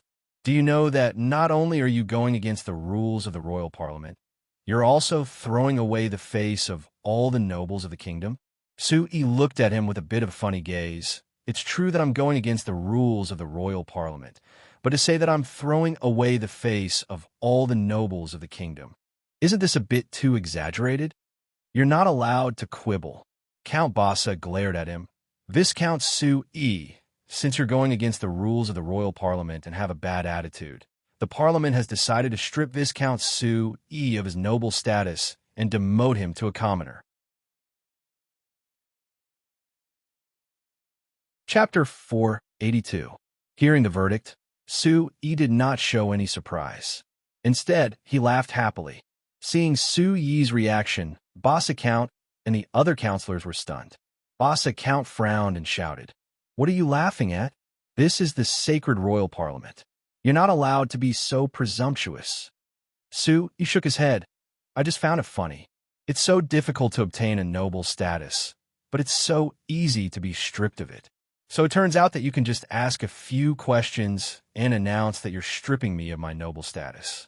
Haha, don't you think that's too hasty?" Bassa Count's face darkened. "This is the Parliament's decision after careful consideration. Letting you participate in the council was just to give you a chance to explain, but you didn't do anything just now. You completely admitted that you violated the rules. Do you think there's a problem with receiving such a punishment?" No. I don't think there's a problem. I just wanted to laugh." Su-E waved his hand and smiled. "When I was notified to participate in the council, I was still a little nervous. I didn't expect the process to be so simple. Even the outcome had been decided long ago. If I'd known, I wouldn't have come at all. It's a waste of time." "Presumptuous," Bassa Count shouted angrily. "Su-E, I'm warning you again. This is the sacred royal parliament. You're not allowed to be so presumptuous here." Su-E gave a shrug. "Sir Vice Speaker, you seem to have forgotten something. You just said that the Parliament has decided to strip me of my noble status. So I'm now a commoner. Since I'm a commoner, the Royal Parliament can't control me, right? Deputy Speaker, if you're dissatisfied with me, I'll have to trouble you to complain to the Parliament or the police." Bassa Count pointed at Su-E, trembling with anger. However, he could not find any fault with Su-Yi's words. This was because according to the rules of the Royal Parliament, although the Royal Parliament had the authority to manage the nobles, it was only limited to the nobles and had no authority to deal with the commoners. This was because the commoners were under the jurisdiction of the Royal Parliament. Su-E was right.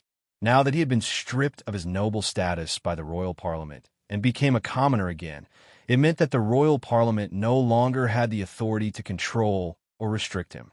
If Su-E had been a commoner, the Royal Parliament would have found 10,000 ways to deal with him. However, Su-E wasn't an ordinary civilian. On the contrary, he had a bunch of powerful bigwigs backing him. This time, the Royal Parliament, under the instructions of certain people, had to deliberately set up a council to deal with Su-E. At the very least, there wouldn't be any mistakes on the surface. The other counselors looked at Su-E with their mouths agape. They thought that Su-E would definitely fight to be stripped of his noble status and strongly oppose the decision of the royal parliament. However, they didn't expect that Sui had no intention of denying or defending himself from the beginning to the end. After hearing Basa Count's sentence, he didn't show any signs of agitation. Instead, he accepted it with unusual indifference. In fact, their original intention wasn't to strip Sui of his noble status directly. This was because directly stripping a noble of his noble status would have a huge impact, and the royal parliament wouldn't make such a decision easily. Their original plan was to hope that Sui would defend himself. Then, they would be able to take advantage of the situation and reduce the punishment on Sui to achieve their real goal, to weaken some of the benefits that Sui had obtained through his noble status, such as territory, tax exemption, policy benefits, and so on. This would indirectly weaken the new flyer. However, Sui didn't make any excuses now. He directly accepted the decision and showed such an attitude to Basa Count. Even if Basa Count wanted to follow the original plan and withdraw the decision to strip Sui of his noble status, he couldn't say it out loud. Looking at Sui, who was standing in the middle of the venue with a smile on his face, Basa Count and the other counselors were speechless for a moment. Sui looked around and saw that everyone was staring at him blankly. He smiled and said, "Is there nothing else? If there's nothing else, I'll take my leave. I still have a lot of things to do, so I won't play with you guys here." Just as he was about to turn around, Basa Count roared, "Stop!" Sui stopped and turned his face to the side. He frowned and looked at Basa Count. "Sir Deputy Speaker, please pay attention to your demeanor as a noble. Don't you think it's rude to yell at a commoner like this?" Basa Count almost choked to death on his saliva. He was so angry that he coughed a few times. Then, he panted and said, "You can't leave yet. There are still some procedures to be done." "Oh." Basa Count composed himself and took out a pile of documents that had obviously been prepared long ago from under the table. "Since you have been stripped of your noble status, then some of the privileges that you enjoyed as a noble should also be taken back. Here are some relevant documents. You have to sign them before you can leave." Sui took the documents from the hands of a young member of parliament and looked over them. He found that there were some things related to taking back Sui's private territory from when he was a viscount. Sui wasn't surprised by this, but there were some details in the documents that Sui objected to. "Sir Deputy Speaker, according to the private territory taking back agreement, wouldn't I have the hand over the entire falling rain valley outside Bana City? Then what about the factories and other facilities of our new flyer in the falling rain valley?" Hearing this question, Basa Count and the surrounding members let out a sigh of relief. Basa Count revealed a proud smile as he said, "How to take care of the factories and other facilities is unrelated to the parliament. If New Flyer can't hand over the territory in the set time, then according to the rules, everything in the territory will be handed over along with the territory. This means that the parliament is planning on chasing our New Flyer out of the falling rain valley?" Sui asked. Basa Count revealed a righteous appearance. "Sui, I'm warning you. You are slandering the parliament. I reserve the right to complain to the royal parliament." Sui gave a laugh. This Sir Deputy Speaker was clearly shameless, so there was no meaning in saying anything to him. After looking over the contents of the documents, Sui casually threw the documents to the side and said to Basa Count with a serious look, "Sir Deputy Speaker, I think I have to remind you. The Falling Rain Valley, including the area around the Falling Rain Valley, doesn't actually belong to me that much. The most important part of it is directly rented from the royal family. Although the royal parliament can take away my status as a noble and take back my private territory, the royal parliament has no right to meddle in this rented land." Basa Count snorted coldly. "Do you think the parliament will make such a decision without investigating the situation? The parliament obviously won't clean up the part of the land that New Flyer rented from the royal family. But you have to hand over the nearly 10 square kilometers of private territory in the Falling Rain Valley." Sui had a look of astonishment. "Sir Deputy Speaker, who told you that I actually have a private territory of nearly 10 square kilometers? I'm only a viscount. How can I have such a large private territory?" You must have made a mistake somewhere. Bassa Count waved his hand. Don't be unreasonable. The Parliament has a record of the size of your private territory. How could there be a mistake? No, no, no. I only applied to His Majesty for a private territory of at most a few thousand square meters in the hope of building a private manor for living. How could I request for a private territory of nearly 10 square kilometers? Even if I requested it, His Majesty obviously wouldn't give it to me. So you must have made a mistake. If you don't believe me, please ask His Majesty for confirmation. Bassa Count chuckled and was sure that he was making a last-ditch effort. He said coldly, "There's no need.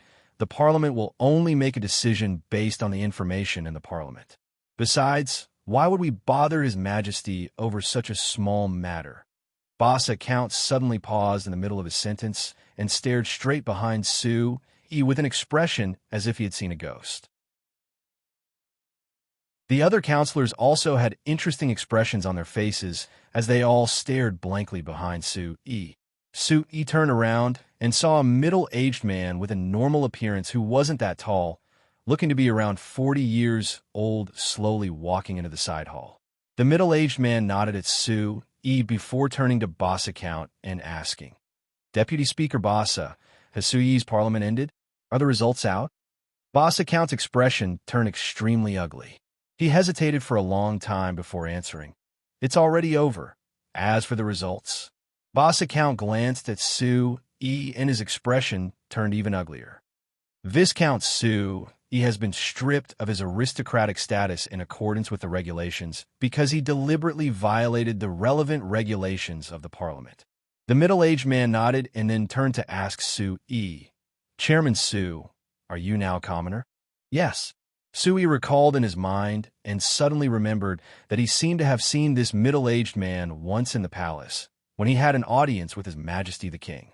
And from the respectful attitude that Bassa Count and the other counselors had towards him, it was very likely that this middle-aged man, who didn't look special, was a trusted aide of His Majesty the King in the palace. "Very well, since Chairman Sui is now a commoner, then I'll now read out His Majesty's appointment for you."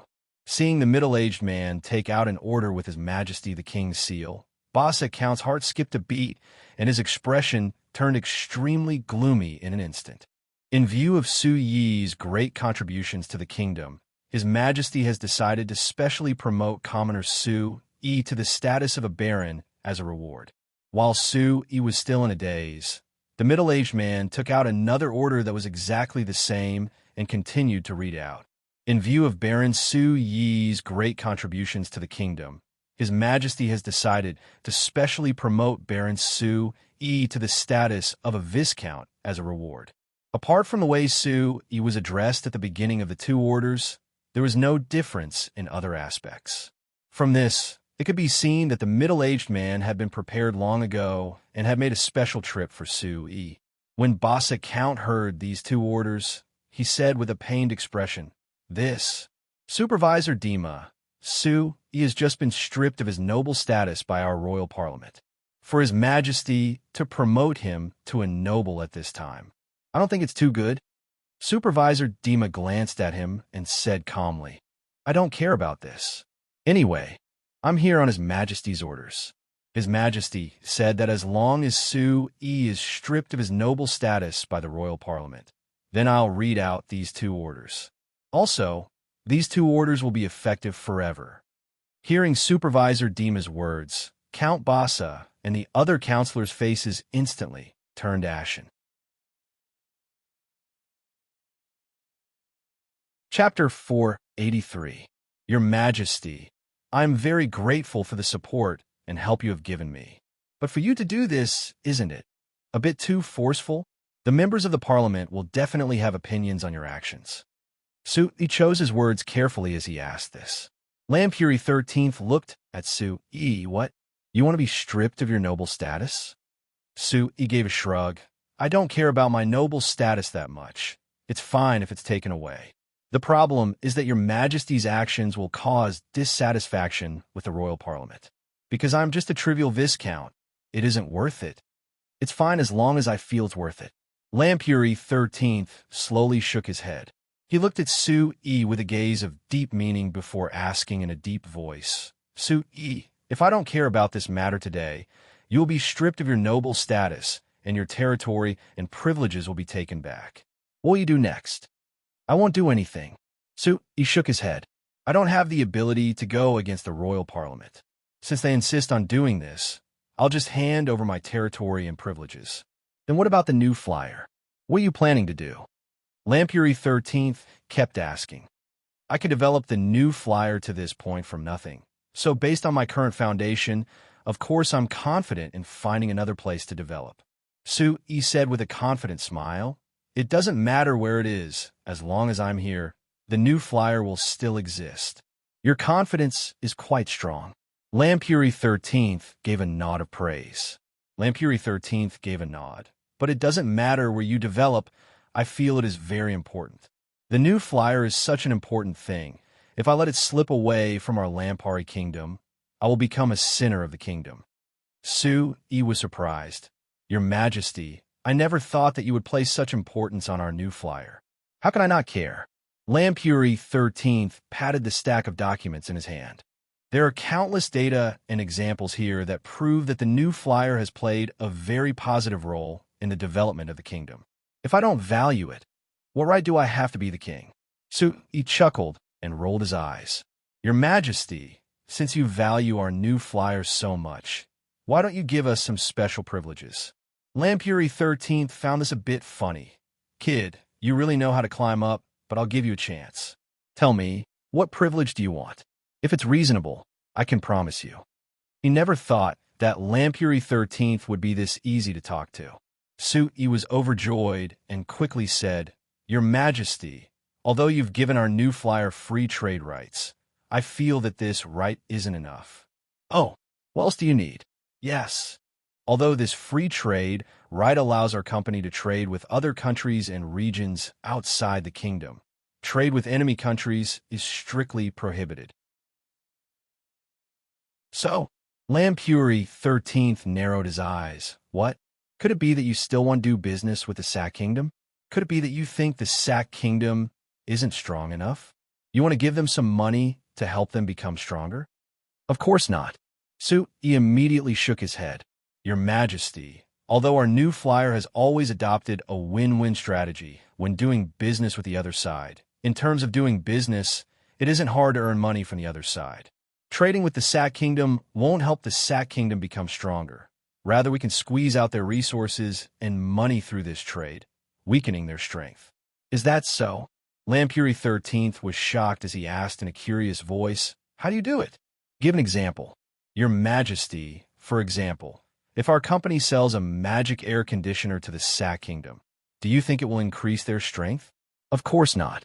Lampuri 13th shook his head. Lampuri 13th shook his head. Things like the magic air conditioner can only be used daily. It doesn't help increase the strength of the kingdom. But our company's latest magic air conditioner is priced at 28 gold coins. If we sell one to the Sack Kingdom, it's equal to earning 28 gold coins from the Sack Kingdom. This is equal to weakening the Sack Kingdom's funds and increasing the strength of our company. Lampuri 13th was silent for a bit before giving a slight nod. I can roughly understand what you mean. But the Sack Kingdom isn't that stupid. They will take whatever you want to sell them, so there will be restrictions. Su-yi said with a laugh, Your Majesty, I think that even if it is you, you should know about smuggling, right? Lampuri 13's face sunk as he gave a cold snort. A company's chairman like you dares to mention smuggling in front of me. You really are bold. Su-yi wasn't afraid at all, as he said with a smile, Your Majesty, not only do I want to mention smuggling in front of you, the privilege I want from you this time is related to smuggling. Lampuri 13th was instantly happy. What? Your new flyer also wants to smuggle? That's right. But what we want is legal smuggling. What is legal about smuggling? Are you joking? Lampuri 13th glared at Su-yi. Of course. Su-yi's smile disappeared, and he said with a serious look, As long as it is under your Majesty's supervision and approval, it is naturally legal. Seeing that Su-yi wasn't joking, Lampuri 13th thought for a bit before suddenly looking at Su-yi and revealing a sly smile. Chairman Sue, since you are a merchant, you should know what price you have to pay to obtain benefits, right? Sue, he gave a bitter laugh and spread his hands. Your Majesty, I am right here. You can slaughter me however you want. Lampuri 13th laughed. Then I won't be polite. ####. When Sue E returned to the yard, Viscount Leslie and Baron Hannes were waiting for him. Seeing Sue E, the two had strange looks on their faces.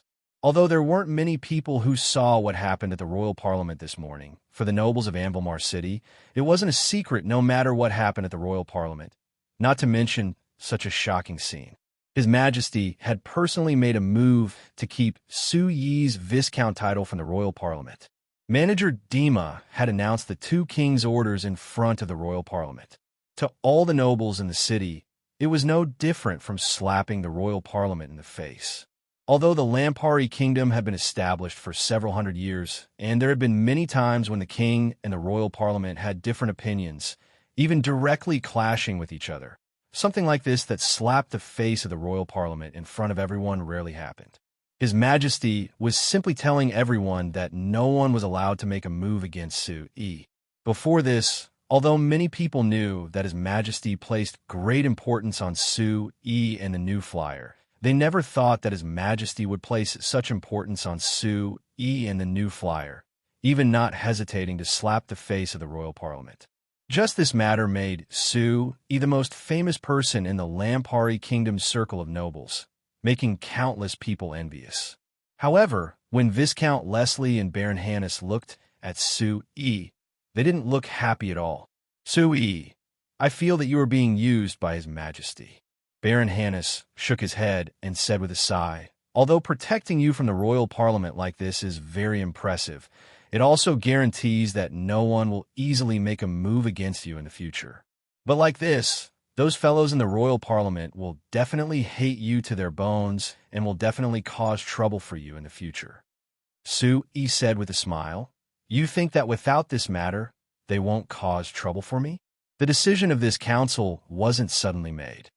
Baron Hannes thought about it before saying with a smile, that's also true. Those old men in the royal parliament are all on His Highness Eric's side, so it's certain that they want to deal with you. His Majesty the King probably wants to use this opportunity to warn them. That's why it's fine to be used. You have to know that many people don't have the qualifications to be used by His Majesty, even if they want to. You're quite open-minded. Viscount Leslie couldn't help smiling. I was worried that you would be hit by this matter and be disheartened, but now it seems like you aren't affected at all, so I can be assured. It's not right to say that I'm not affected at all. Su E shook his head and said with a sigh, at least I've recognized a fact through this matter. Whether I'm willing or not, I've already been branded by Her Highness 70. Just like you, Leslie, no matter what you think in your heart, you will still be considered a member of the Stag family. Viscount Leslie shook his head with a faint smile. Not only that, if I cooperate with your new flyer, everyone will think that the position of the Stag family has changed. The chain reaction created by this will definitely be very interesting. Su E and Baron Hannes looked at him in surprise. Baron Hannes couldn't help saying, hey, Leslie, you wouldn't have done this on purpose because you thought of this, right? Viscount Leslie smiled without replying.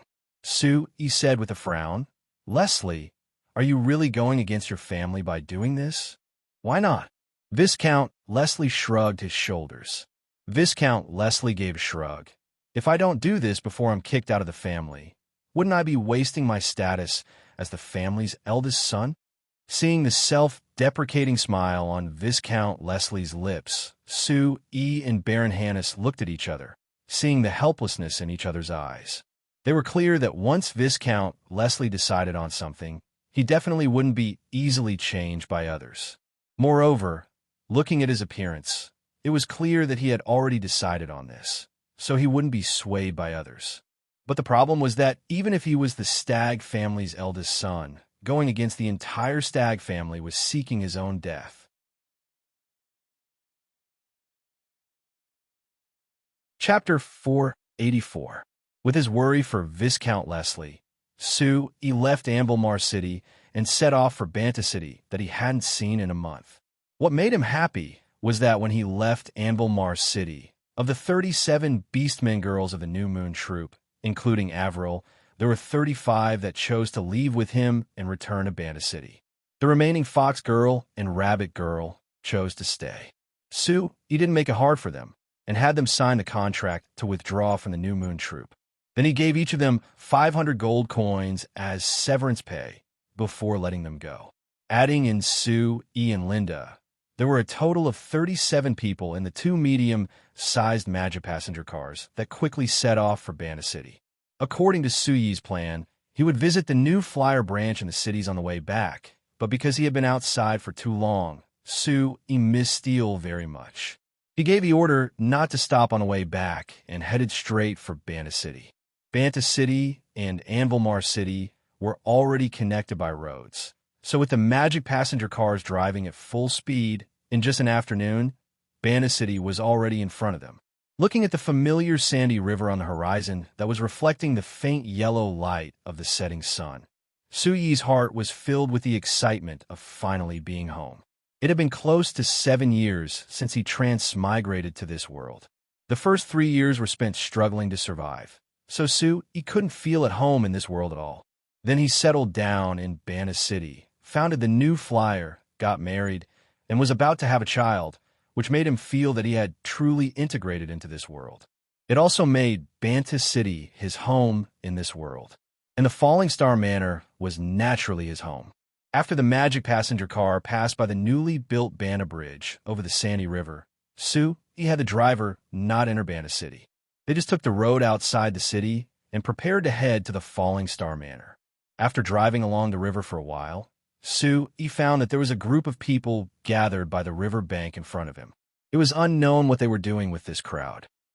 He curiously looked out the window and found a familiar figure in the middle of the crowd. Why isn't she home? Why is she here? With this thought, he used a wind control spell in front of the shocked cries of the Beastmen girls in the car. He flew out of the window and instantly crossed 100 meters, landing in the middle of the crowd. When a person suddenly fell out of the sky, the crowd was filled with shocked cries. When they saw the person's face clearly, everyone cried out in surprise again. Chairman Sue.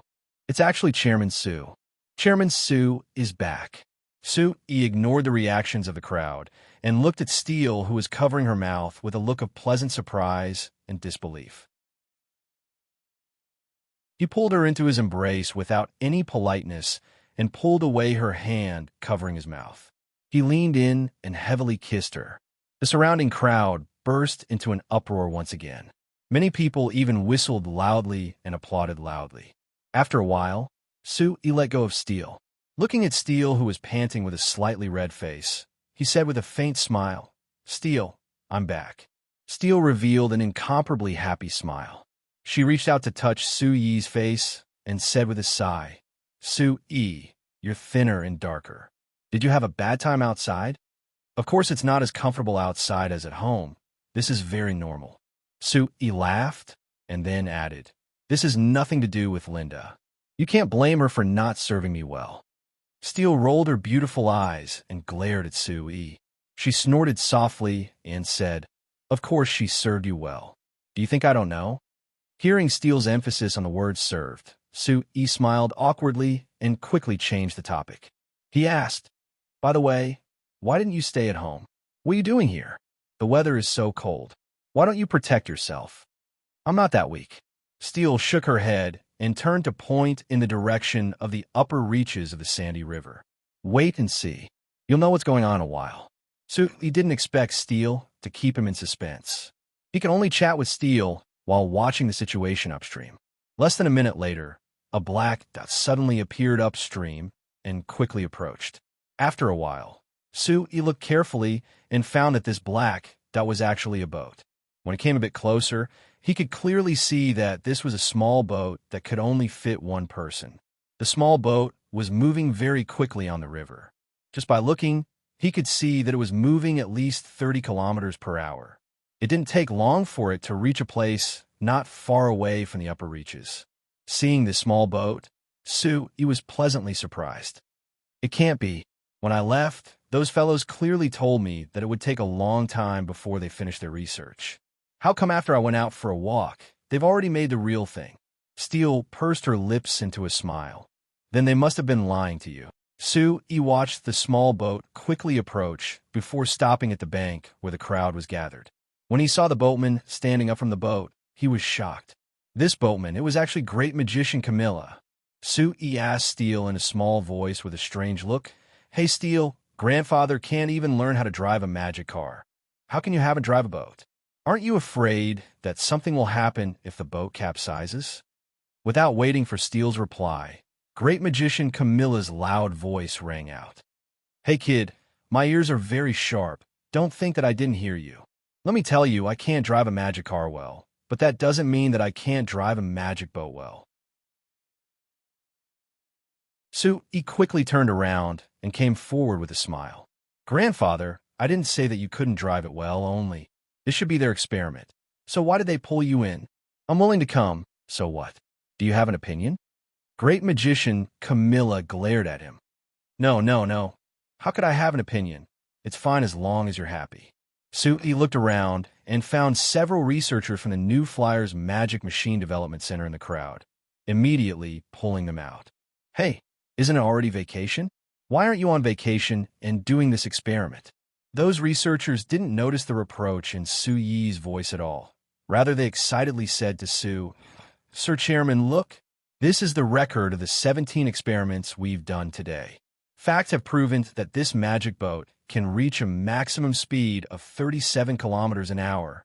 It's not that much worse than the magic car. Oh, hearing this data, Sue didn't blame them anymore. He took the record from their hands and seriously looked it over, finding that they had been testing all day today. The test standard was to start from the upstream of the Sandy River, which was 1 kilometer away from here, and end here. It could be seen that the first test took the longest, and it became faster and faster each time. The most recent time, which was the first time Sue saw it, the Magic Boat test ship had only spent less than 2 minutes to travel 1,000 meters to this place. However, after reading the record, Sue knit his brows. There's only the downstream data? What about the upstream? The researchers looked at each other with a bit of awkwardness. This, Sir Chairman, the current small magic boat is still in the experimental stage, and the magic engine isn't that powerful. As for the upstream results, it really is ugly. Sue glared at them. You don't record it just because the data is ugly? Didn't I say many times that experiments are to find problems and then solve them based on these problems? If you ignore the ugly data, what meaning is there in doing these experiments? Don't blame them. I told them not to record it. Steele suddenly came over and cut in. You? Sue looked at Steele with a confused look. Why? Steele didn't reply. He just pointed at Great Magician Camilla, who was excitedly discussing the pleasure of driving the magic boat with the crowd. Sue looked at the excited Great Magician Camilla and could guess a few things, so he gave the data back to the researchers. All right, today's experiment will end here. Remember, when you do experiments in the future, try not to do it in front of so many people. It's not just for secrecy, it's also for safety. Understood? Several researchers responded in unison.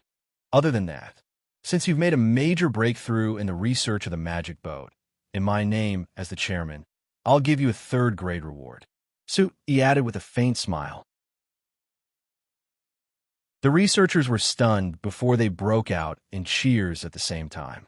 It was almost New Year's. If they could get a 3rd-grade reward at this time, that would be great. Seeing that the researchers of the Magic Machine Development Center wanted to take away the single-person magic boat, Great Magician Camilla was a bit unwilling, but Sue persuaded him that Steele needed to go back and rest, so he gave up. Hey kid, when this thing is developed, I want to get one as soon as possible, understand? On the way home, Great Magician Camilla said this to Sue with a serious look. Sue didn't know whether to laugh or cry as he agreed. This Great Magician Camilla was clearly an old-fashioned person, so why was he so passionate about this new mechanical tool? Whether it was the bicycle or the magic car, he liked them all very much. Now that the magic boat was still in the experimental stage, he actually volunteered to be the pilot. Perhaps it's because his learning to drive the magic car isn't going well. So he wants to regain some face on the magic boat? Su-yi guessed in his heart. Thinking of this, Su-yi thought of the magic airship that Evita was currently researching. When a magic airship was being tested, because it was flying in the air, it was very dangerous. When the time came, they definitely needed a magician proficient in flying magic. Looking at it like this, Great Magician Camilla was a very good choice.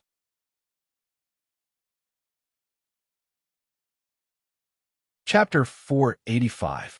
After returning to the Falling Star Manor, Steele went to take care of the Beastmen girls of the New Moon Troop.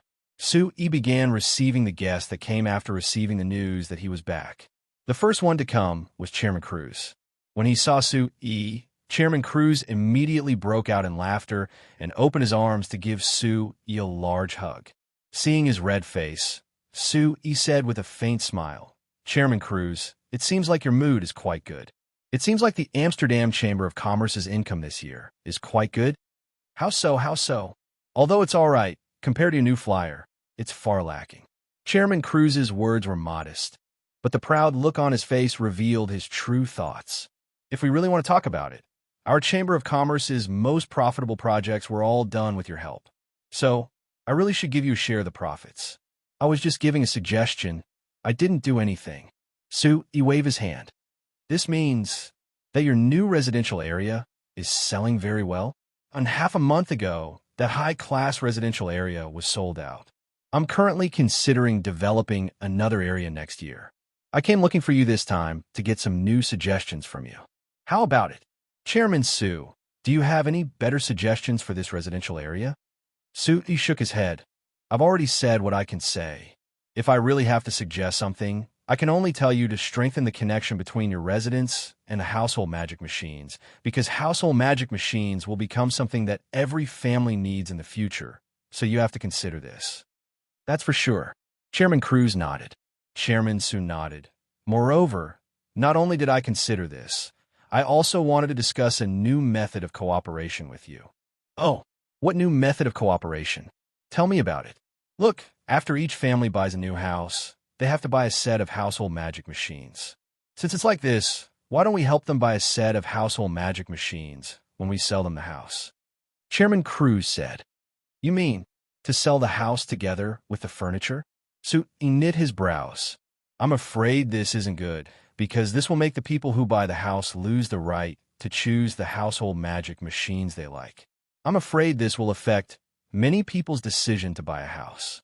There's nothing to worry about. Chairman Cruz smiled. Chairman Su laughed. If the house is filled with your Xinfei brand household magic machines, I don't think that anyone will have any objections. After all, compared to the household magic machines of other companies, the Xinfei brand household magic machines are much better in terms of quality and performance. Moreover, it is much better to use Xinfei brand household magic machines or Xinfei's. Su-yi found this a bit funny. Although I'm very happy that you said this, not being able to choose according to one's wishes will have some effects. Chairman Cruz seemed like he was already prepared as he said with a confident look, then what if it's custom-made Xinfei brand household magic machines for the house? Custom-made? Su-yi slightly knit his brows. You mean that we should specially make household magic machines based on the style of the house? Chairman Su, you really understand with a hint. Chairman Cruz gave Su-yi a thumbs up. Think about it. A custom-made Xinfei brand household magic machine for the house. Just this gimmick is enough to attract many people. Not to mention that after it's custom-made, the household magic machine will be integrated into the house, and it will look very beautiful. I'm certain that this house will be loved by countless people, and we won't have to worry about selling it. Seeing Chairman Cruz's confident look, Su-yi shook his head. I'm afraid that's not possible. Chairman Cruz was splashed with cold water by Su-yi and was stunned. Why not? This way, not only can our Omrit Chamber of Commerce sell more houses, your Frestech Chamber of Commerce can also sell more household magic machines with the houses. Moreover, with the gimmick of custom-made, you can raise the price of these household magic machines and earn quite a bit, because this will consume large amounts of our company's design and research resources. Su-yi said. Changing the appearance of household magic machines isn't as simple as you think. If you change it a bit, it will affect the overall dynamic balance. So if you change it a bit, you'll need to redesign it. But our company's design and research resources are seriously lacking. So how could we spend them on custom-made household magic machines? Seeing how firm Sui was, Chairman Cruz was a bit depressed. That means it's impossible? At least it's impossible right now. Sue, he said with a shake of his head. Chairman Cruz gave a sigh and didn't discuss this matter anymore. He turned to discuss the other important business of the Amsterdam Chamber of Commerce with Sue E., laying down roads. The statistics for this year are already out. In this year, our company has laid down a total of 8,367 kilometers of cement roads in the kingdom. Basically, every city in the kingdom is connected by roads. Speaking of this, Chairman Cruz's face was full of complacency. Of course, just in Urbana City alone, we've laid down over 1,000 kilometers of roads this year, even connecting every village with roads. If every city in the kingdom did the same as Urbana City, we would have laid down over several tens of thousands of kilometers of roads. It takes a lot of time and money to upgrade the road network. It can't be rushed. Sue E. said with a smile. To let the other cities in the kingdom be connected by roads like Urbana City, first the other cities in the kingdom have to be as rich as Urbana City. Chairman Cruz's expression changed. Right, speaking of connecting every city, I suddenly thought of something. When you went to Seoul City this time, you should have passed by Basara City, right? Basara City is one of the few cities in the kingdom that doesn't have a single road. Is this place that poor? Sue, he helplessly spread his hands. It's that poor. Let me tell you, even if it is Basara City's city lord Count Longley, his family's living conditions aren't much better than many of Urbana City citizens. Really? Chairman Cruz exclaimed in surprise. Chairman Count revealed a look of surprise. He is the respected Lord Count. How could it be that he can't even compare to the living conditions of Urbana City citizens? This is a fact, because when I passed by Basara City, I stayed at Longley Count's house for 2 days and personally saw it. Chairman Cruz shook his head. Perhaps he is just acting in front of you. Anyway, I don't believe that a Count's family would be this poor. Chairman Cruz shook his head. Whether it is acting or not, Basara City really is poor. Other than that, Longley Count invited our new flyer to invest in Basara City. So, I wanted to ask if you were interested in coming. If you want to invest there, you have to at least build the roads first. Chairman Cruz was surprised. Since that place is that poor, what benefits can there be from investing there? Chairman Cruz shook his head. It is poor, but that doesn't mean there is no value there. Rather, I found a very rare resource in Basara City. If it is used well, it isn't hard to earn a large amount from this resource. Really? Chairman Cruz's eyes lit up. Chairman Cruz's eyes lit up. As long as Chairman Sue decides to go, I will definitely go. Anyway, I believe that as long as I go with you, I definitely won't lose out. Sue E. laughed. Then I have to thank you for your trust. After sending Chairman Cruz out, Kennard entered the Falling Star Manor. Watching Chairman Cruz's horse carriage disappear into the night, Kennard asked Sue E. Chairman Cruz should be here to discuss the matter of customizing household magic machines for his company's villa, right? What? He talked to you? Sue E. asked back. He talked to me about this matter around 10 days ago, and I agreed, but I wanted to wait for the chairman to come back before making a decision. Did you promise him? No. So he shook his head before asking, why did you agree? I felt that this would open up a new development path for our company's household magic machines, which would increase the sales of household magic machines. So I agreed. Then, Chairman, why didn't you agree? Your idea isn't wrong, but you've neglected a problem. What our company needs to do the most right now isn't limited to selling 1 or 2 household magic machines. Rather, we need to keep promoting magic machines. We need to let the entire kingdom and even the continent accept the existence of magic machines. Sue E. paused before asking, do you still remember the dream I told you before? Flying into space and chasing the stars. Kennard raised his head and looked at the night sky, that was filled with stars due to the arrival of darkness. His expression revealed infinite yearning. Chairman, I understand what you mean. In front of this dream, increasing the sales of some household magic machines really isn't an important matter. After a while, the change in Kennard's eyes disappeared and he regained his calmness. But Chairman, if we reject Chairman Cruz's proposal, it's very likely that he will find other companies that produce household magic machines to cooperate with. Perhaps we will lose this chance in the future. Could it be that I haven't given up enough chances? Sue-E revealed a faint smile. Sue-E revealed a faint smile. Not to mention that if it wasn't for me, those companies wouldn't even have this chance, right? Kennard laughed. That's right, Sir Chairman, you really are the strangest merchant I've ever seen, but I like you very much. After laughing, Kennard suddenly revealed a lonely look as he said with a sigh, It's a pity. Sir Chairman, I have to say goodbye to you.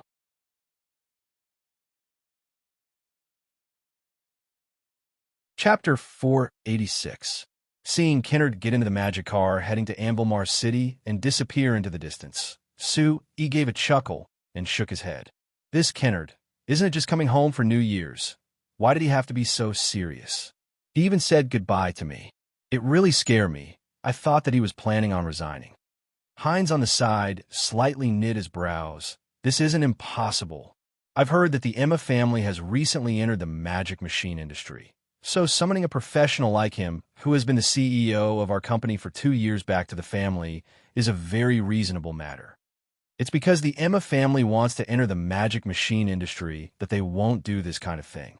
This is because keeping Kennard as the CEO of our company is more beneficial to their development in the magic machine industry. Sue-E said with a faint smile. In the end, if any company wants to enter the magic machine industry, they have to have a good relationship with our new flyer, right?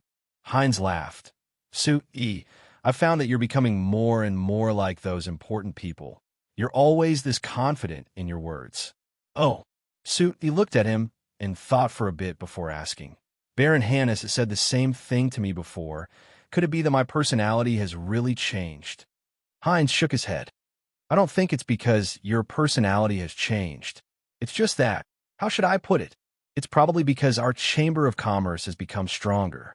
As the president, you naturally have more confidence than before. That's why you seem more confident and domineering. Why does it sound like I'm a small person? Sue-E gave a self-deprecating laugh. It can't be that kid Alex who told you this, right? Hearing the name Alex, Hines's face sunk, and he gave a strong snort. Don't mention that kid to me. I'll get angry if you mention him. Sue-E revealed a faint smile. He thought that Hines had specially come to send off Kennard today. If it wasn't for Alex, he wouldn't believe it. After Alex was chased back from Anvilmar City, he hadn't come out during this time. Sue-E had already prepared himself for Hines to come and discuss how to deal with Alex. But Sue-E never thought that Hines would be this impatient. The day after he came back from Soul City, he took the initiative to come find him. It could be imagined how much pressure Alex giving Hines by staying at home was. But of course he wouldn't expose him and pretended to casually ask, right? Speaking of Alex, after he came back from Anvilmar City, what are his plans? He's still young. He can't just stay at home. That's what I was thinking. This. Hines revealed a very ashamed smile that even had a trace of flattery. Sue-E, I've already scolded that kid enough during this time, and he is very regretful. It was a moment of confusion back then, so I hope that you can give him another chance. Look. This isn't something that can be explained by a moment of confusion. Sue-E shook his head with a serious look. Hines, you should be clear that if I didn't find out early and let him leak our company's secrets, the losses would be very serious, and he wouldn't be able to take it. Moreover, to be honest, he even had contact with the Sack Kingdom's people before, wanting to sell our company's secrets to the Sack Kingdom. Don't you know that this is considered treason? It can't be. Hines's face was very ugly. He really was confused. He definitely didn't have this idea. He is very regretful now. He shouldn't have sold our company's secrets just for a bit of money. Sue-E, you, just forgive him this time and give him another chance, all right? I've never begged you in all these years. Just treat it as me begging you this time, all right? Seeing Heinz's pleading appearance, Su-yi gave a deep sigh. He softly patted Heinz's shoulder. He is only your nephew, and you have to do your best for him. When that kid of yours grows up and needs your help, are you planning on digging out your own flesh to help him? Heinz gave a bitter laugh. There's no other way. He is my only nephew after all. When big brother and sister-in-law died in the chaos 10 years ago, they entrusted him, who wasn't even 10 years old, to me. So I have a responsibility to take care of him. Taking care of him isn't spoiling him. Su-yi shook his head before looking at Heinz and giving another sigh. All right, even though it's against the company's rules, since you've already said it like this, I'll give him another chance. The company is about to set up a transportation team. Let him get his driver's license first and become a driver for the transportation team. As long as he's willing to work hard, it's not impossible for him to be promoted to the leader of the transportation team, or even the head of the transportation department. I hope he can grasp this opportunity and take care of himself. Seeing Su-yi finally nod, Heinz's eyes lit up, and he was overjoyed. He grabbed Su-yi's hand and shook it. Good. Thank you, Chairman. Thank you for giving him this opportunity. I'll go back and tell him to work hard in the future. Seeing Heinz quickly turn around and leave, Su-yi slightly knit his brows. In reality, he didn't have a good opinion of Alex. The reason why Alex used the company's secrets to exchange for gold in Anvilmar City was because he had been corrupted by the life in Anvilmar City. He was already used to the life of luxury. Could he really endure the hardships and work as a transportation driver? Su-yi had deep doubts about this. Even if there were many other jobs in the company that could be given to Alex, Su-yi had already lost all trust in him. Naturally, he couldn't give him any of the company's secrets. Just like he'd said to Heinz with the things Alex had done, he could be charged with treason. Su-yi only forced him back from Anvilmar City because of Heinz's face. It would be unfair to the others and irresponsible to the entire Chamber of Commerce if they wanted him to enjoy a good job. Thinking of how Heinz had pleaded for Alex, Su-yi couldn't help giving a deep sigh. Other people are pitiful parents, but what does Heinz count for? Pitiful uncles? Su-yi shook his head with a bitter smile.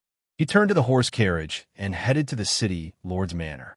When she saw Su-yi, Seveni was having a rare break. Seeing Su-yi, Seveni immediately put down the hot drink in her mouth and revealed a happy smile. Su-yi, you're finally back. Su-yi waved his hand to greet her with a casual look. Hey, Your Highness, I'm back. Have you been well during this time? Seveni pointed at the mountain of documents on the desk in front of her. What do you think? Su-yi laughed. This is the job of the city lord.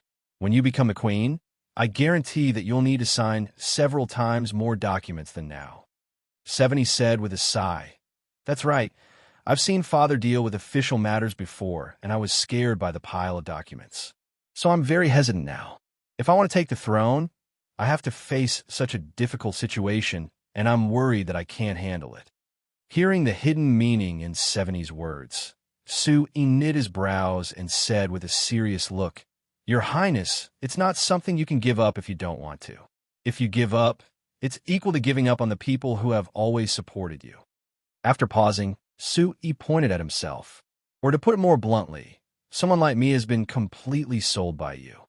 Seveni looked at Su-yi and said with a faint smile, Chairman Su, even if I want to sell you, there needs to be people who can afford it, right?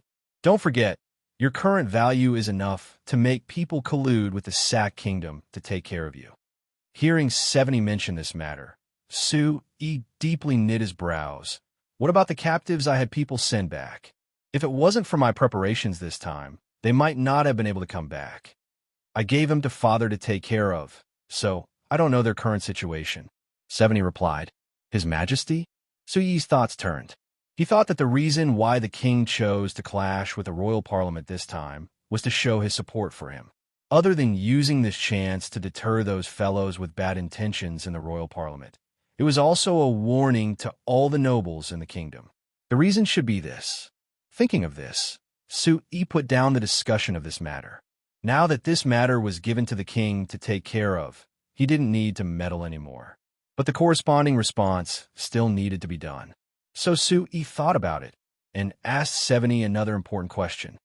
Private armies of nobles? 70 slightly knit her brows and looked at Sue E with a strange gaze. Why did you suddenly think of this? Didn't you always oppose the nobles having private armies before, thinking that it would be harmful to the stability of the kingdom?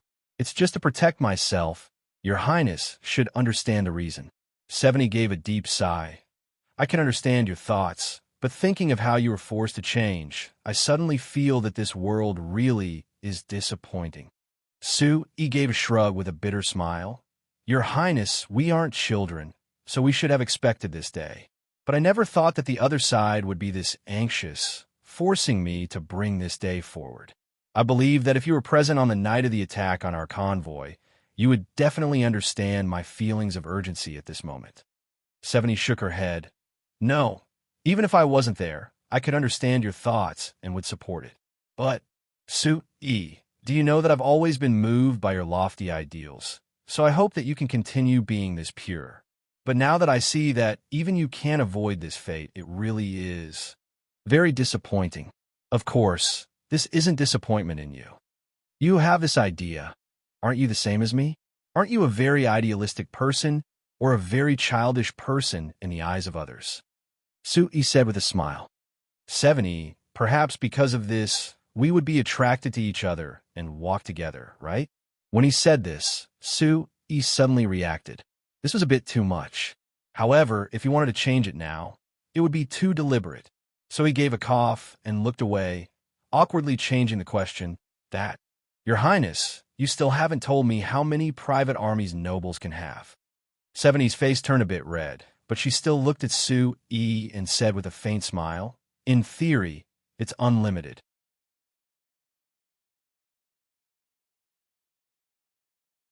Chapter 487. When he left the city lord's manor, it was close to noon. Sue E looked at the sky and thought that since he had just come back, he had to return to the Falling Star Manor to have lunch with Steele.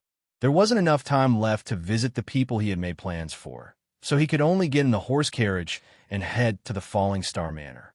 His body swayed back and forth with the horse carriage as Sue E thought about the answer he had just received from 70. Theoretically speaking, a noble's private army could be limitless because the Royal Parliament and the Royal Parliament had never placed any restrictions on this aspect. This was because if one seriously analyzed the structure of the Lampari Kingdom, they would find that the entire Lampari Kingdom was made up of large nobles. As for the royal family, it was actually the most powerful noble family in the kingdom. The royal family had the strongest army in the kingdom, so the royal family always had the most power in the kingdom. The head of the royal family was the king of the kingdom. If there was a day that the royal family couldn't maintain this absolute advantage, they would be overthrown by the other large noble families, and the regime would change. It should be said that this wasn't strange even in the history of Earth, but it wasn't as obvious as in the Lampari Kingdom. In the entire signs, other than some small duchies and small kingdoms, all the other countries, including the Kamla Empire and the Malar Empire, had this kind of political system. So Sue Yi's problem wasn't a problem for 70 at all. Of course, an unlimited private army only existed in theory. First, and also the most important problem, was the cost. If one wanted to form a private army, of course they couldn't just gather a bunch of people to form a private army. An army without battle strength was just a motley crew.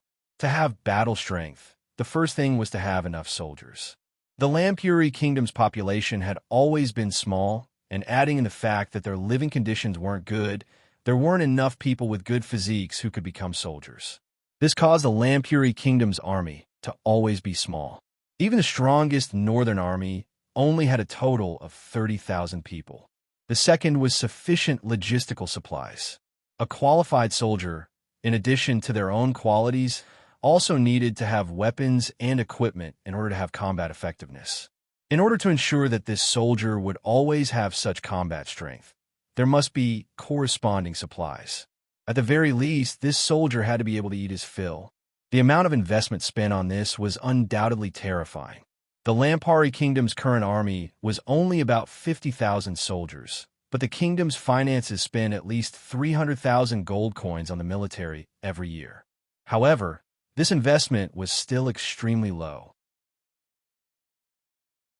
Not only could it not compare to the Sac Kingdom, it couldn't even compare to the surrounding small countries like the Drake Duchy. It couldn't be helped. The Lampari Kingdom had always been so poor. Therefore, if you want to have an unlimited private army, you must first have unlimited capital investment. Of course, this was impossible. So even the strongest stag family in the Lampari Kingdom, other than the royal family, only had 3,000 people in their private army. Of course, there was no accurate answer to how many private armies the stag family had. But even with the boldest guess, it was at most around 5,000 people. Because no matter how much the stag family was willing to invest, there was another important problem other than the cost, which was the suppression from the royal family. Since the Lampari Kingdom's political system determined that the royal family was the most powerful family, in order to maintain this advantage, the royal family would naturally strictly limit the private armies the other nobles had. Although there were unwritten agreements between the nobles and the traditions of the signs, the royal family couldn't force the royal parliament to pass a resolution to limit the private armies the nobles had. As the family with the most power in the kingdom, the royal family had countless methods to achieve this. For example, Lampuri XIII had given an order to protect the kingdom. He wanted the nobles to send a certain amount of their private armies to the northern army to fight against the Sac Kingdom. The northern army had a high casualty rate, so if they sent their private armies, it was clear that the more private armies there were, the more losses their families would suffer. So with the restrictions of the royal family, the nobles of the Lampuri Kingdom gradually stabilized the number of private armies under their names. For a large family like the Stag family, having a private army of 3,000 was already the highest standard in the kingdom. The other famous clans in the kingdom only had about 2,000 soldiers in their private armies. As for a trivial viscount like Su, he won a private army? Are you crazy? Of course, Su, he wasn't crazy, so Seveni naturally didn't think this. She was very clear on the meaning behind Su Yi's question. So after giving Su Yi a detailed analysis of the private armies of the Lampari Kingdom, she gave him a suggestion. It was best not to directly announce that he wanted a private army. At most, he could use the name of the territory's guards to recruit several hundred guards. Although this would attract the attention of countless people, it was still acceptable and was the usual method of many nobles in the kingdom. Su Yi happily accepted Seveni's suggestion, but if it was only a few hundred people, it was far from enough for him. When he really needed it, several hundred people wouldn't be of any use at all. Not to mention that the new flyer didn't need to worry about investment like many nobles.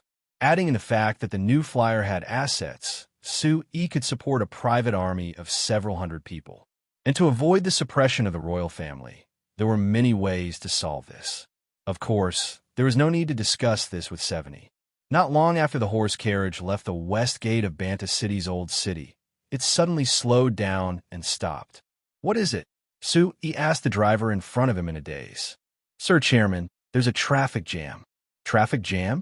Hearing this familiar word from Earth, but unfamiliar in this world, Su Yi was stunned. Opening the curtain of the horse carriage, he found that the road in front of him was blocked. This road was 8 meters wide and could fit 4 horse carriages side by side. But now there were some medium-sized magic passenger cars and some medium-sized transport magic cars heading to the falling rain valley, so the road was much more crowded. There seemed to be an accident in front of them. They could see 2 horse carriages on the ground, and they could hear loud arguing coming from in front of them. Seeing the anxious looks of the people waiting in the traffic jam and hearing the discussions of the people around them, Su Yi couldn't help smiling. This scene really made him miss it. Old Man Bell, are there often traffic jams here? Su Yi asked his private horse carriage driver Bell. There weren't many before, but there were more in the second half of this year.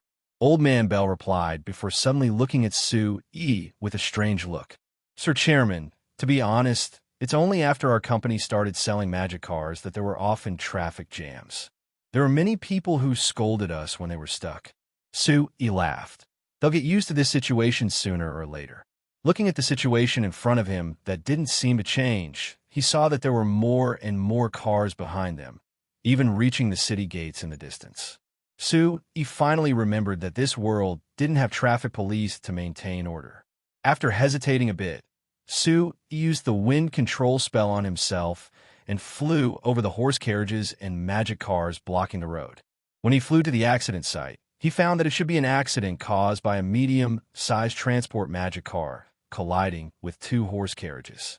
The two horse carriages were on the ground, and one of them looked like it was about to fall apart, clearly being hit quite hard. As for the medium-sized transport magic car, it was standing on the side without any traces of damage. Looking over the people arguing, he found someone familiar. "Old man Sarkozy, it's you. What's going on here?" Old man Sarkozy looked at falling from the sky in a daze before a look of joy appeared on his face. "Chairman why are you here?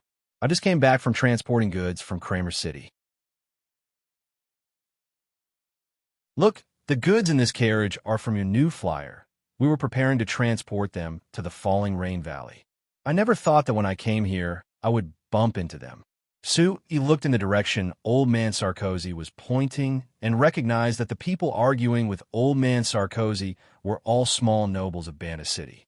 It was no wonder they had good-looking private horse carriages. Seeing he look over with an inquiring gaze, the small nobles immediately complained. "Chairman don't listen to his nonsense. We were clearly walking on the road, and then he crashed into us. Look, our horse carriages are about to fall apart. We're all injured. Could it be that this is our fault? If it's not your fault, then whose fault is it?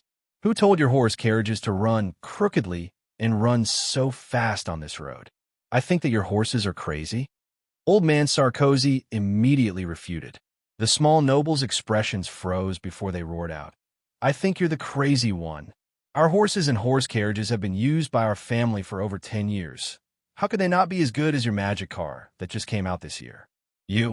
When the small nobles said this, they remembered that was right beside them. They actually dared to say bad things about the magic car in front of Wasn't this seeking death? Turning to see Ye's face sink, their hearts filled with panic.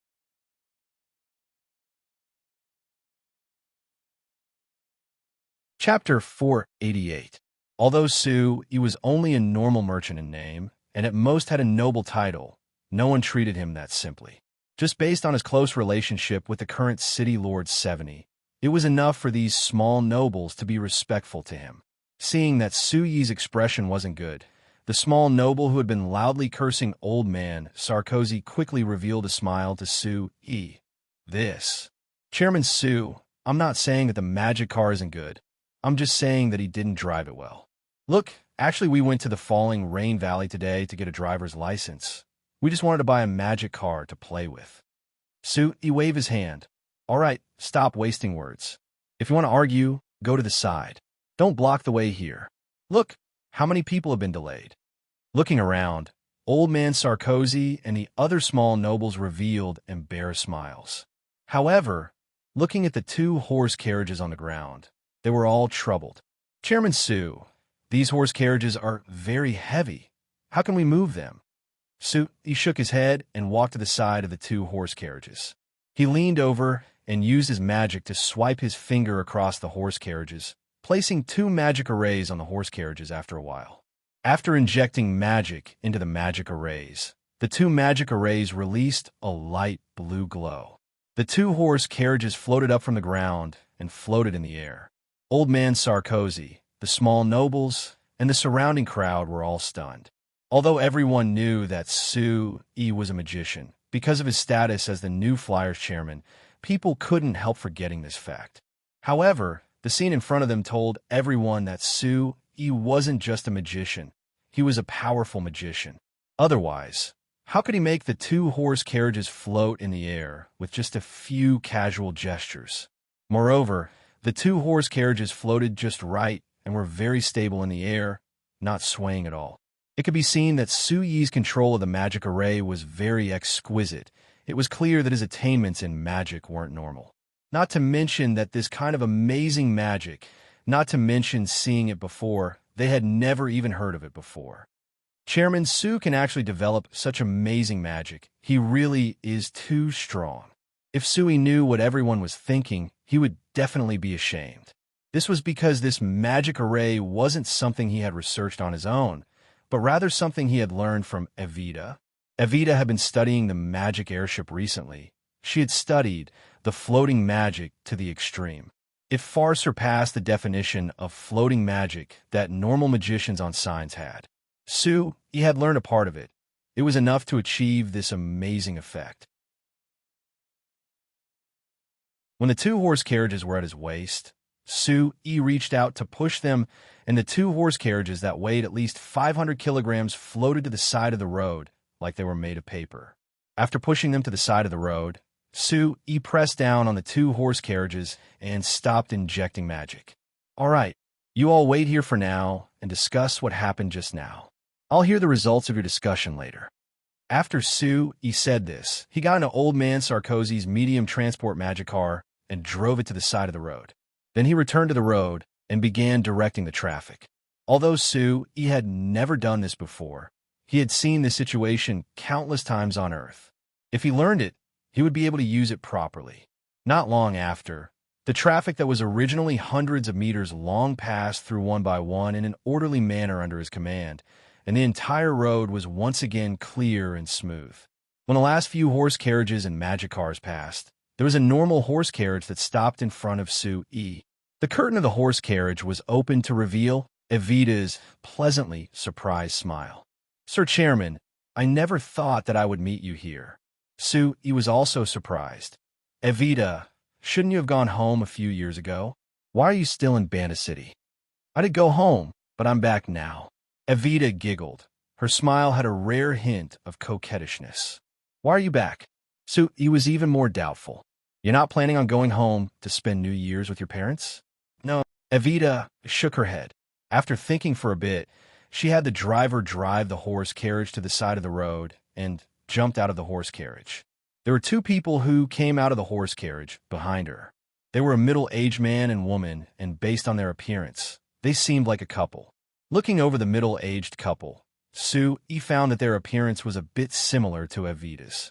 Seeing the intimate appearance between Evita and the middle-aged couple, Su-yi instantly understood. "These two wouldn't be your parents, right?" Su-yi asked. Evita nodded with a faint smile. "You really are Sir Chairman," guessing right away. "Sir Chairman, let me introduce them to you. They're my parents. I went home a few days ago and brought them over from my hometown, planning on spending New Year's with them in Banda City. Dad, Mom, this is Sir Chairman that I've mentioned to you before." The middle-aged couple quickly revealed respectful and nervous smiles, giving a serious bow to Su-yi. "Chairman, Sir Chairman Su, our family's Evita is working for your company and has always been taken care of by you. We've caused you trouble." Su-yi laughed and took the initiative to reach out his hand, shaking their hands as he said, "Evita is now the chief of our company's most important academy of magic. She has made great contributions to our company and helped me with many things. So how could it be considered causing trouble? To be honest, if Evita wasn't working for our company, I would really have a headache. Speaking of this, I have to thank the two of you for raising such an outstanding daughter." Evita's parents never thought that Su-yi would be this polite to them, instantly becoming even more fearful. But hearing Su-yi praise Evita like this, the two couldn't help revealing proud and gratified smiles. After exchanging a few words with the two, Su-yi turned to ask Evita, "You don't have any relatives in Banda City, so isn't it a bit inconvenient to spend New Year's here?" "Actually, we don't have any relatives in our hometown." Evita shook her head. "Moreover, Sir Chairman, I brought my parents to Banda City this time not only to spend New Year's here, I also want my parents to settle down in Banda City." "Settle down?" Su-yi was a bit surprised. "Why?" "Because Signs wasn't convenient before. Most people rarely left their hometown. This made people very attached to their hometown, and they weren't willing to leave their hometown. If it wasn't for the fact that Banda City's average wage was much higher than other places in the kingdom, there wouldn't be this many people who left their hometown to work in Banda City. But even if Banda City had over 200,000 foreigners each year, there were very few people who were willing to settle down in Bana City. Most of the foreigners would return to their hometown during New Year's and spend New Year's with their families and friends. Evita gave a soft sigh before replying in a low voice. Because I'm worried that my hometown will be involved in the flames of war, so they might be in danger if they stay in their hometown. Involved in the flames of war? Sui thought about it in a daze before remembering that Evita's hometown was Lawrence City, and it was very close to the northern border. If His Highness Eric led the northern army to attack the Sac Kingdom, it was fine if things went smoothly, but if things didn't go well and the Sac Kingdom counterattacked, the entire northern border of the kingdom would be involved in the flames of war. Evita's worries weren't unreasonable. This is also good. Bana City is much more prosperous compared to before, so living here should be much better. Sui nodded to Evita's parents with a faint smile. I represent the new flyer in welcoming you. I hope that you can live happily in Bana City. Evita's parents nodded and thanked Sui with a smile. Chairman, sir, you can't just welcome me. I still want to ask you for help. Evita suddenly said, I wanted to go to the Falling Star Manor to look for you today, but now that I've met you, I'll talk to you here. Oh, what help do you need? Is it related to your parents settling down? Evita revealed a sweet smile. Sir Chairman really is wise. I've asked around before, and if people from other cities want to settle down in Bana City, it seems like the procedures are very troublesome, and there are some difficulties. So, I hope that Sir President can do me a favor and talk to Her Highness, so that my parents can settle down peacefully. That shouldn't be a problem.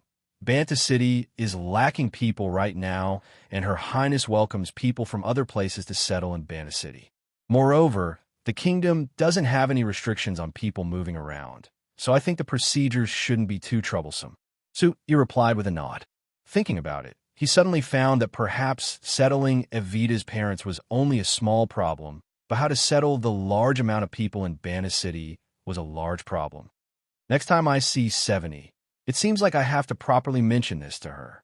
Sui was thinking about how to manage people from Earth when Evita said, That's right, Sir Chairman.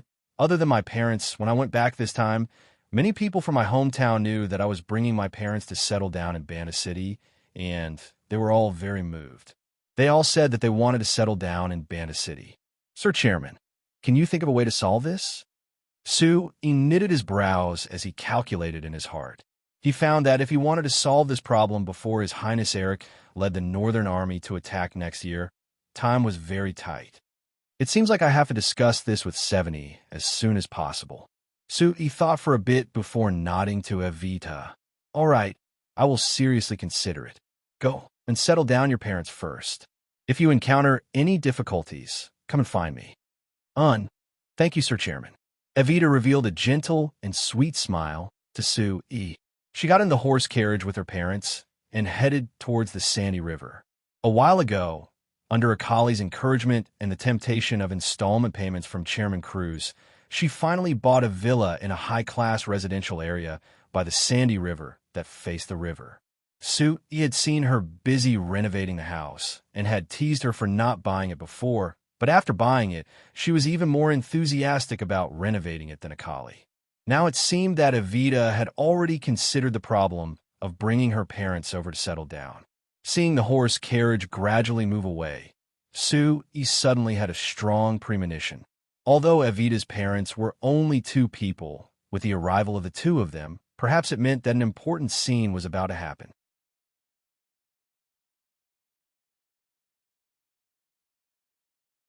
Chapter 489. After watching Evita leave, Sui came to the side of Old Man Sarkozy and the small nobles. It was different from the sparks flying between them before. Now both sides had smiles on their faces and their hearts were calm. Seeing Sui come over, the small nobles took the initiative to reconcile with him. They said that they weren't careful enough when driving the carriage, causing them to crash into the new flyer's magic car. But they couldn't blame Old Man Sarkozy. Old Man Sarkozy clearly knew that he was basking in the glory of the new flyer and Sui, so he was very generous to compensate the small nobles for their losses. This included the cost of repairing the two carriages, as well as the injuries of the small nobles. The small nobles had to act magnanimous at this time, saying that they didn't need old man Sarkozy's compensation and that they didn't care about this small matter at all. Everyone was happy, but one of the small nobles said with a smile, "The cost of these 2 carriages is very high. You might not be able to pay for it, even if you pay for it." Based on Chairman Su's face, "We won't haggle over this." These words angered old man Sarkozy, and his eyes popped out as he loudly said, "What? You're looking down on this old man? How high is the cost of these 2 carriages? Tell me, let's see if I can pay for it or not." That small noble also realized that he had said something wrong, but in this situation, he wasn't willing to lose face in front of an old farmer. So he said with a stiff neck, "What? The cost of these carriages is 300 gold coins. Can you pay for it?" "Isn't just 300 gold coins? 2 carriages, right? It's only 600 gold coins. I thought that it would be a large amount." Old man Sarkozy gave a cold snort. He reached into his chest and took out a gold note that was glowing with golden light. Here's 1,000 gold coins. I'll give you 400 gold coins." The small nobles looked at the gold note and found that it was indeed 1,000 gold coins. Moreover, it was a gold note issued by the Chimera Chamber of Commerce, so they were a bit stunned. In their minds, old man Sarkozy was just a normal old farmer. Even if he could earn a bit of money by transporting goods for the new flyer, it was impossible for him to earn that much. So how could he take out several hundred gold coins? But he never thought that old man Sarkozy would be able to take out 1,000 gold coins with a casual swipe. The small noble who had bullied old man Sarkozy swallowed a mouthful of saliva and couldn't help reaching out for the gold note, but he was stopped by a hand from the side. "Old man Sarkozy, take the money." He grabbed that small noble's outstretched hand and glared at him. That small noble immediately shrank back and moved back. Compensation is necessary. After all, they were injured. But according to what you discussed just now, old man Sarkozy, you just need to pay for the repair of their horse carriages, the medical fees for their injuries, and the mental trauma they suffered. Let me think. I'll just give you 50 gold coins. You don't have any objections, right? The small nobles shook their heads. Actually, although the 2 horse carriages had been knocked over and it seemed serious, it wasn't that exaggerated. There would be no problems if they took it back and fixed it. As for their injuries, it was just a few scratches on their skin. What kind of injuries were they? As for the mental damages Sue mentioned, they didn't have this concept at all. To sum it up, 50 gold coins had far exceeded their expectations. They thought that old man Sarkozy didn't have any money at all, so they couldn't squeeze anything out of him.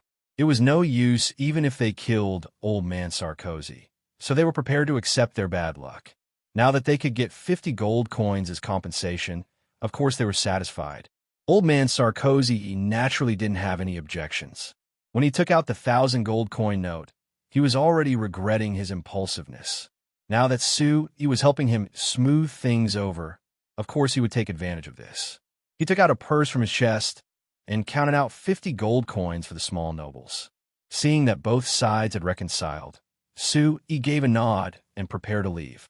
He was planning on going back to have lunch with Steele, but now he had wasted quite a bit of time because of this matter. When he was about to leave, he was stopped by the small nobles. Chairman Sue, can you tell us this? This old man Sarkozy, is he just helping your company transport goods?" A small noble pointed at old man Sarkozy and asked this.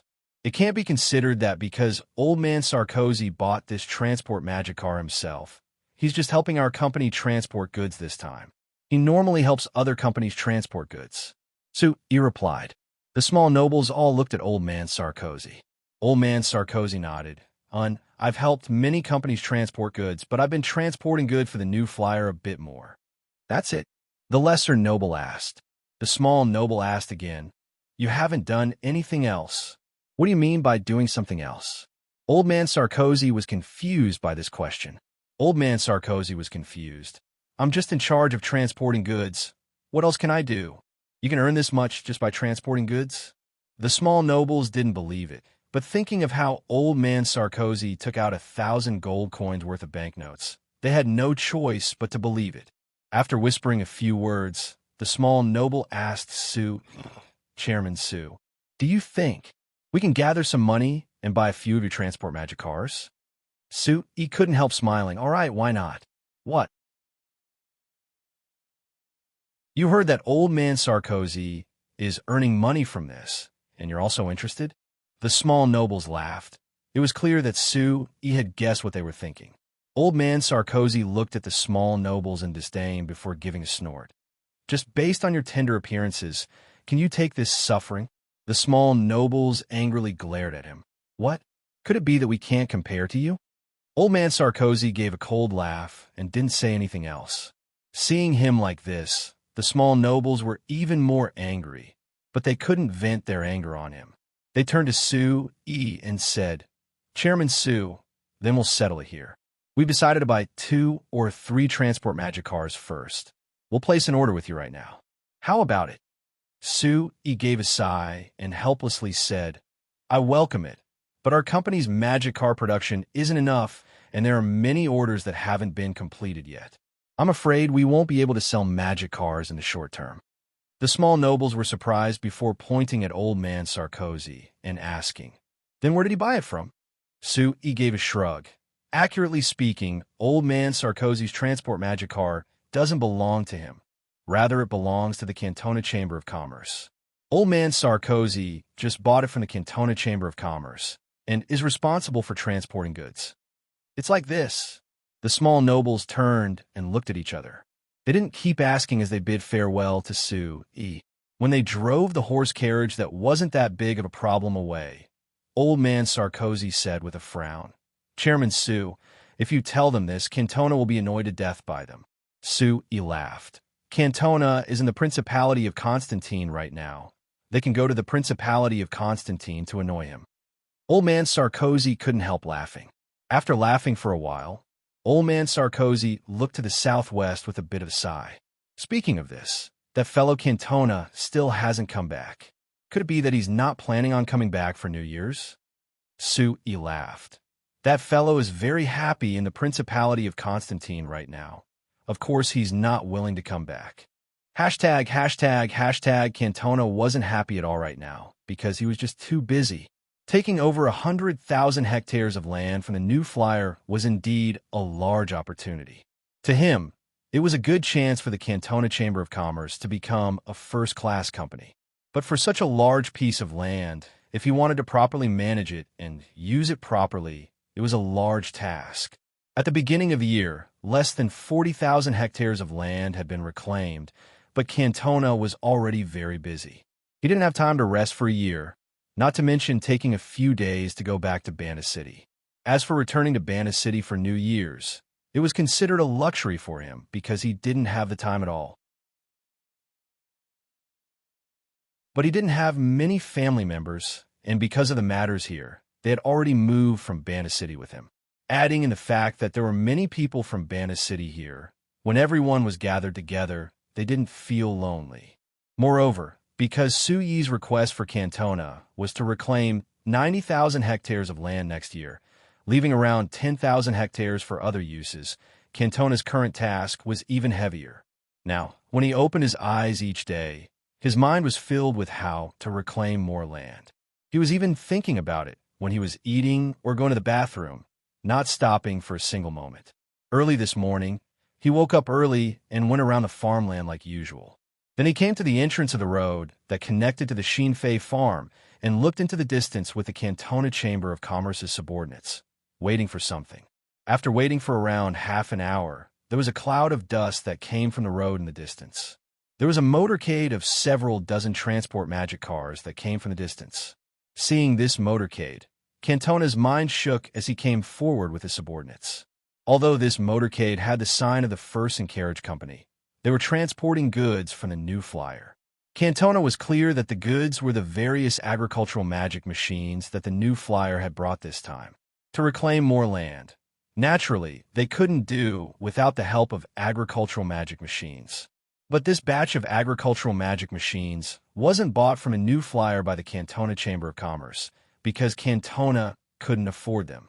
They were given to the Shinfei farm in the Principality of Constantine by Su Yi, specially used to reclaim this land. The first transport magic car stopped beside Cantona. Seeing the driver jump out of the magic car, Cantona was surprised. "Why is it you?"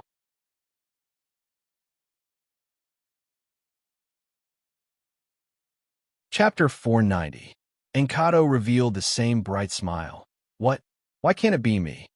Cantona looked at the motorcade that stopped behind them and was confused. "It's just delivering some goods, but they actually need you to do it. Isn't this a bit strange?" "Then again, they are delivering agricultural magic machines. How is it related to you as the manager of the household magic machine department?" "Because the goods this time aren't just agricultural magic machines. There are also some other things." Encanto replied with a smile. "No wonder. I felt it was strange. Although 300 agricultural magic machines is a lot, there's no need for so many transport magic cars. So there are other things." Cantona looked at Encanto and asked, "What? Chairman Su sent you here. It can't be that he wants you to sell household magic machines in the Principality of Constantine, right?" Encanto gave Cantona a thumbs up. "Smart. Sir Chairman had me come this time to bring some household magic machines and open the market in the Principality of Constantine. How about it? You've been in the Principality of Constantine for this long, so you should be very familiar with this place, right? Do you have any suggestions?" Cantona shook his head with a bitter smile. "I think that you and Chairman Su will be disappointed. The people of the Principality of Constantine are very poor, so there aren't many people who can afford household magic machines."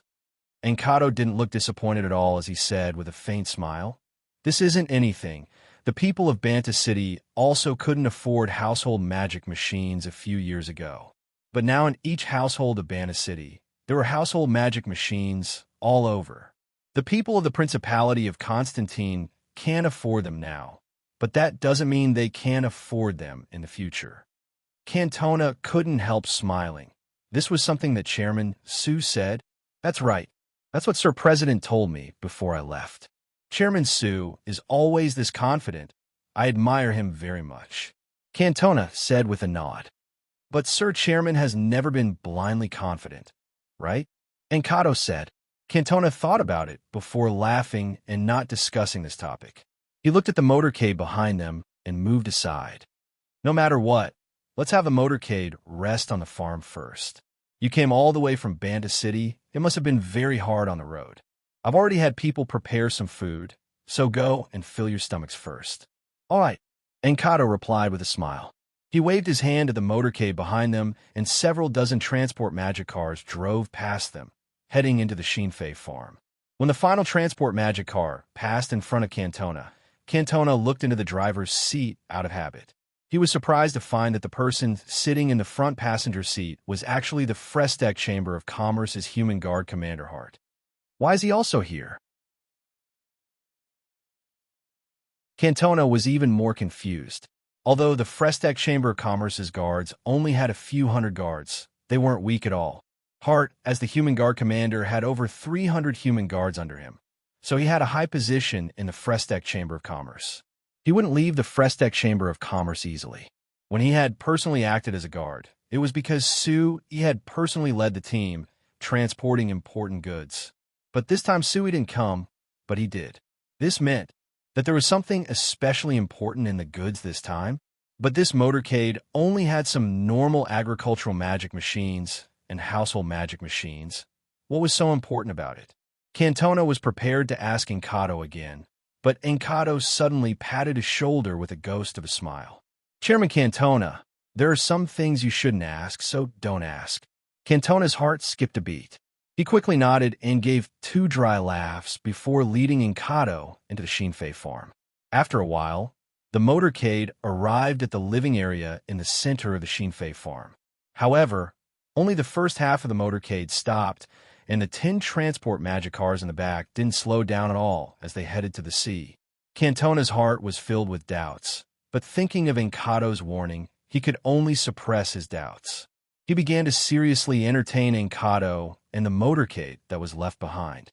This time Encanto's motorcade not only brought large amounts of agricultural magic machines for the Shinfei farm next year, as well as the household magic machines that would be sold in the Principality of Constantine, They also brought large amounts of daily necessities.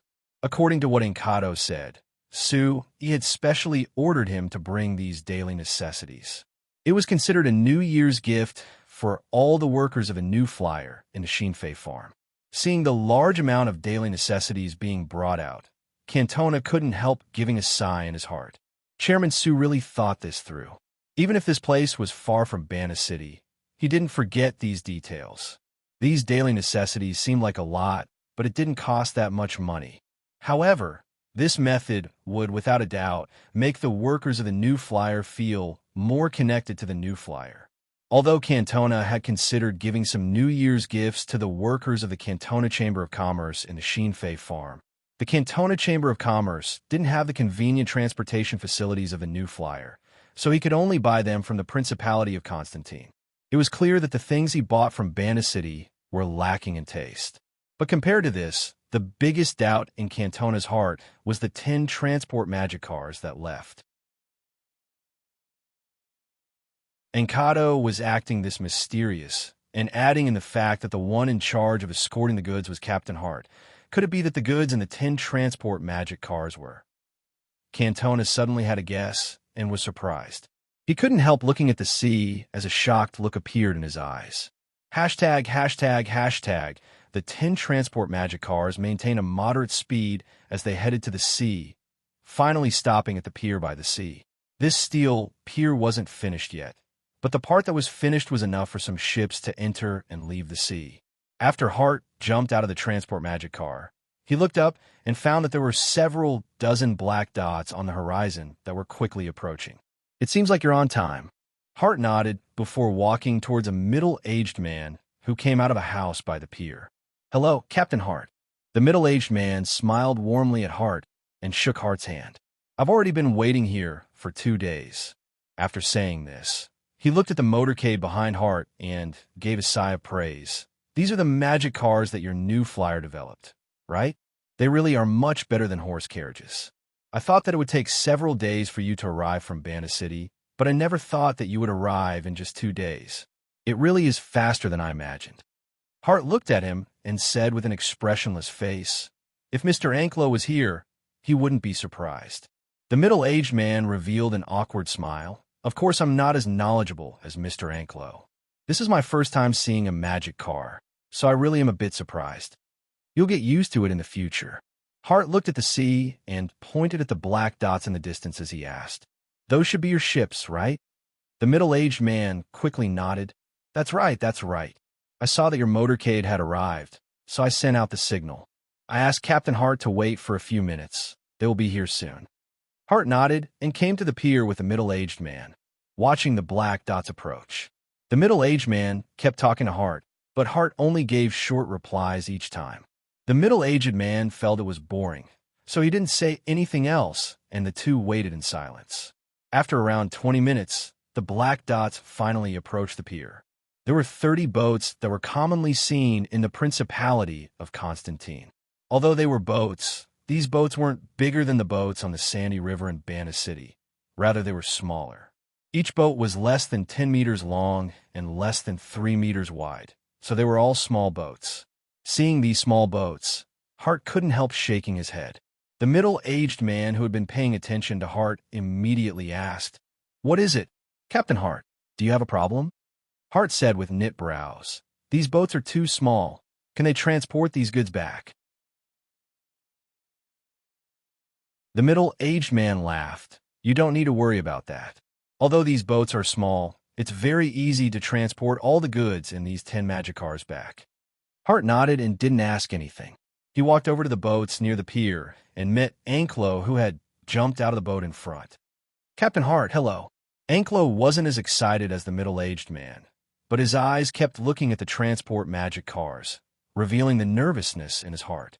Hart shook hands with Anklo before pointing at the transport magic cars. "The things are here. Mr. Anklo, please take a look." Anklo wasn't polite as he came to the side of the transport magic cars with Hart. He went into the back of one of the transport magic cars and took off the tarp that was tightly covered. After a quick glance, Anklo couldn't help but take in a deep breath.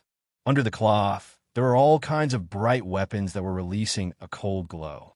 Just based on the glow of these weapons, one could tell that the quality of these weapons was very good.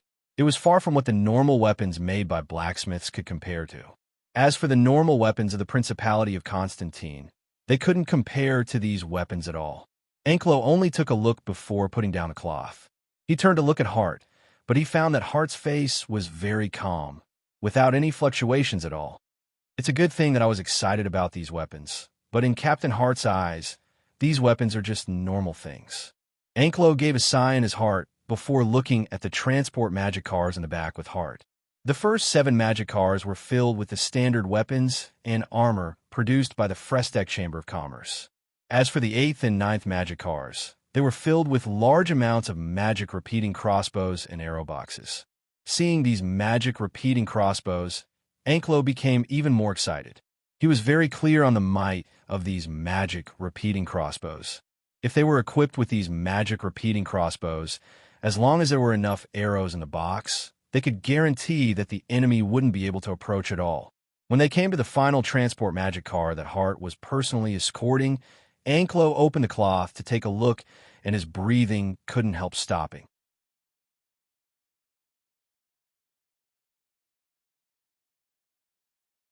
Chapter 491. Looking at the messy pile of steel parts that he didn't know what they were for, the complicated look on Anklo's face finally returned to normal. He turned to Hart and said with a nod, "Captain Hart, please pass on my thanks to Chairman Sue. The large amount of help he has given me, I will engrave it in my heart forever." Hart said with an expressionless face. Sir Chairman said before he left that this was a very normal transaction. Everyone just took what they needed. Anklo was a bit surprised. After pausing, he pointed at the messy pile of parts with knit brows and asked, "But I have a question. Captain Hart, why do these magic trebuchet parts look so small? If they were assembled, wouldn't they be much smaller?" This is the 2nd generation magic trebuchet that our company has developed. Although it is much smaller than the 1st generation magic trebuchet, it isn't weak at all. Rather, it is stronger, so it is a bit stronger than the 1st generation magic trebuchet. Moreover, because it is small, it is very easy to carry. Look, we only need a single transport magic car to transport it. Hart explained. It's like this. Anklo looked at the parts of the magic trebuchet and still had some doubts. But how do we assemble this thing? No one knows how to do this. Hart took out a small booklet from his chest for Anklo. This has the assembly diagram of the magic trebuchet, as well as the maintenance of the magic repeating crossbows and the weapons and armors. After you bring these things back, you have to properly study them. Otherwise, if it breaks down because of your improper operation, our company won't provide any maintenance services. Anklo took the small booklet, but he didn't look it over as he kept asking, "Chairman Hart, why don't you just provide a technician to help us with these things? Wouldn't that be more convenient?" Hart shook his head. Sir Chairman said that this is a normal transaction between us. If we send someone over, it would be participating in the internal affairs of your Principality of Constantine. He felt that Mr. Anklo wouldn't be willing. Anklo was silent for a bit before giving a slight nod. Chairman Sue is very thoughtful. But Anklo looked at the 10 transport magic cars and revealed a bitter smile filled with self-ridicule. "In fact, you are already participating in this." Hart remained silent. Anklo was in a daze for a moment. He took a deep breath and regained his composure. "All right, Captain Hart. I've accepted these goods. Let's start harvesting now." Hart nodded and showed Anklo the list of goods. After Anklo confirmed it, Hart received an agreement signed by Anklo. The content of this contract was that Anklo would transfer an iron mine and a magic crystal mine from his territory to the Frestec Chamber of Commerce. According to the contract, New Flyer would have the permanent rights to mine this iron mine and magic crystal mine. In other words, this iron mine and magic crystal mine would belong to the Shinfei Chamber of Commerce from now on. It wouldn't be related to Anklo or the Principality of Constantine at all. These 2 mines were naturally used by Anklo to pay for the weapons he bought from the Frestec Chamber of Commerce. Although it was just for 10 magic cars, the total value was 200,000 gold coins. Just the new magic trebuchet alone was worth 10,000 gold coins. As for the 300 sets of magic repeating crossbows and the 2 magic cars, with the arrow boxes, each set would cost 400 gold coins. 300 sets would cost 120,000 gold coins. As for the remaining 1,000 sets of weapons and armor, they were only worth 70,000 gold coins in total. Actually, the value of these two mines far surpassed 200,000 gold coins, wasn't less than 300,000 gold coins. But it was impossible for Anklo to take out that much cash, so he could only use resources to exchange for the things he needed from New Flyer. If he had a choice, Anklo didn't want to sell the resources under his name because he knew how important resources were to the future development of the Principality of Constantine. But he had no other choice, because if he wanted to achieve the goal in his heart, he had to spend money, and he had to spend a large amount of money. Seeing his subordinates move the goods from the 10 magic cars into the small boat he brought, Anklo had a complicated look on his face. His eyes were filled with worry, and there was a bitter smile on his lips. Let's hope that this sacrifice will bring about a good outcome. Otherwise, I might become the greatest sinner of the duchy. Anklo was filled with worry about the uncertain future because of his choice, but the people of Bana City were filled with joy and excitement because of the bright future. They were all welcoming the new year with great enthusiasm. Another year passed. Since Her Highness 70 took over as Banta City's city lord in the second half of the year, Banta City was filled with energy and enthusiasm. It was completely different from when Count Stark was the city lord. In just half a year, not only had Banta City recovered its previous prosperity, it was even more lively than before. As the magic machine industry, led by the New Flyer, entered the hearts of the people of Bana City, many people were pulled into this industry. Now in Bana City, everyone could easily find a job that satisfied them. They didn't need to worry about food or clothing, and they could even enjoy a luxurious life that they didn't even dare think of a few years ago. For example, the things that they didn't buy before because they didn't have enough money. When it came to an important time like the New Year, naturally they had to make up for it. So when it was close to the New Year, New Flyer's household magic machine sales exploded. Just in a single week, it was enough to match the sales of the previous 2 months added together. According to the statistics, in just a short week, New Flyer's household magic machine sales had reached a shocking 500,000 gold coins. Because of New Flyer's high profits, in just a short week, New Flyer's income from household magic machines was over 300,000 gold coins. If it was 3 years ago and Sue saw this kind of profit, he would have been so happy that he wouldn't be able to control himself. But now that he saw this number, Sue found that he didn't feel anything at all. Rather, he tried to find if there was anything wrong with this number and if there was anything that could be improved. There was no other way. According to the statistics, this year's New Flyer's annual profit had broken through a shocking 10 million gold coins. How could Sue be happy with a trivial 300,000 gold coins? Of course, the more money he earned, the more money he spent.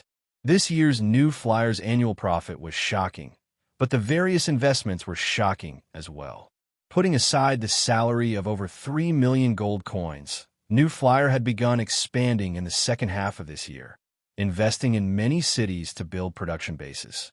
Adding in the large investments in the Black Rice Wasteland, the Principality of Constantine, and Seoul City in the last 2 months, they had invested a total of over 5 million gold coins. Calculating it like this, at the end of the year, New Flyer's account balance was only around 1 million gold coins. Compared to the current scale of New Flyer, this bit of money wasn't considered much at all. When financial manager Seabass was writing the end of the year report, he kept complaining to Sue. He kept reminding him that he should pay attention to the balance of income and expenditure next year, so that the company wouldn't have a deficit for the first time. However, Sue only smiled at his warning and didn't care at all. The reason why New Flyer's expenditures were this high this year was because of the expansion policy he had set. When the various production bases were built next year and they were put into production, these investments would turn into large profits. At that time, New Flyer's profits would be much higher than now, and it wouldn't be strange if it was several times higher. The more important thing was that the Frestec Chamber of Commerce's layout had been set, so they wouldn't be easily affected by the changes of a single city. They would have a way to deal with any situation and wouldn't be forced into a passive position by a single noble. Of course, the normal nobles wouldn't dare target you or the Frestec Chamber of Commerce, because Royal Father has already made his stance clear in the Royal Parliament. There isn't a noble that would risk angering Royal Father to do something like this. 70 looked at Sue E sitting in the chair with a relaxed appearance and shook her head. Sue E, to be honest, I really don't understand why you look so confident on the surface, but you're actually filled with a sense of danger. Tell me, why are you recruiting all these people to become your company's guards? Don't tell me you're just filling up your company's guards. Sue E revealed a faint smile. Is there a lot? It's not that much. It's just recruiting 500 people. Compared to the Fulcao Chamber of Commerce's over 2,000 guards, our new flyer has less than 1,000 guards, so it can't be considered much at all. 70 glared at him. Stop acting like a fool. Your company's elven guards, dwarf guards, and even the beastmen guards you recruited from the Black Rice Wasteland. That's right. There's also the Principality of Constantine guards you recruited from the Principality of Constantine. They aren't included in your company's guards. If you really add them all up, wouldn't you have over 2,000 people? Sui gave a laugh into the sky, but he didn't reply. Seeing his reaction, 70 was a bit angry. She softly slapped the table and knit her brows. She raised her voice for once and shouted in an angry tone, Sue-E, those elves, dwarves, and beastmen guards are much stronger than normal human guards. If we're talking about battle strength, your new Flyers guards can even compare to an army of 5,000 people. What do you want to do? Seeing 70's serious expression, Sue-E gave a sigh and spread his hands. Your Highness, I don't want to do anything. I just want to protect myself. You said that no nobles dared to target me and the new flyer, but the nobles you mentioned didn't include His Highness Eric, right? 70's brows trembled slightly, and she gave a sigh, but she didn't say anything. Seeing 70's reaction, Sue-E revealed a faint smile before continuing. All right, Your Highness, let's not discuss this kind of meaningless matter that everyone knows about, right? Let's discuss proper business. Your 5,000 guards, what standard equipment do you want them to be equipped with?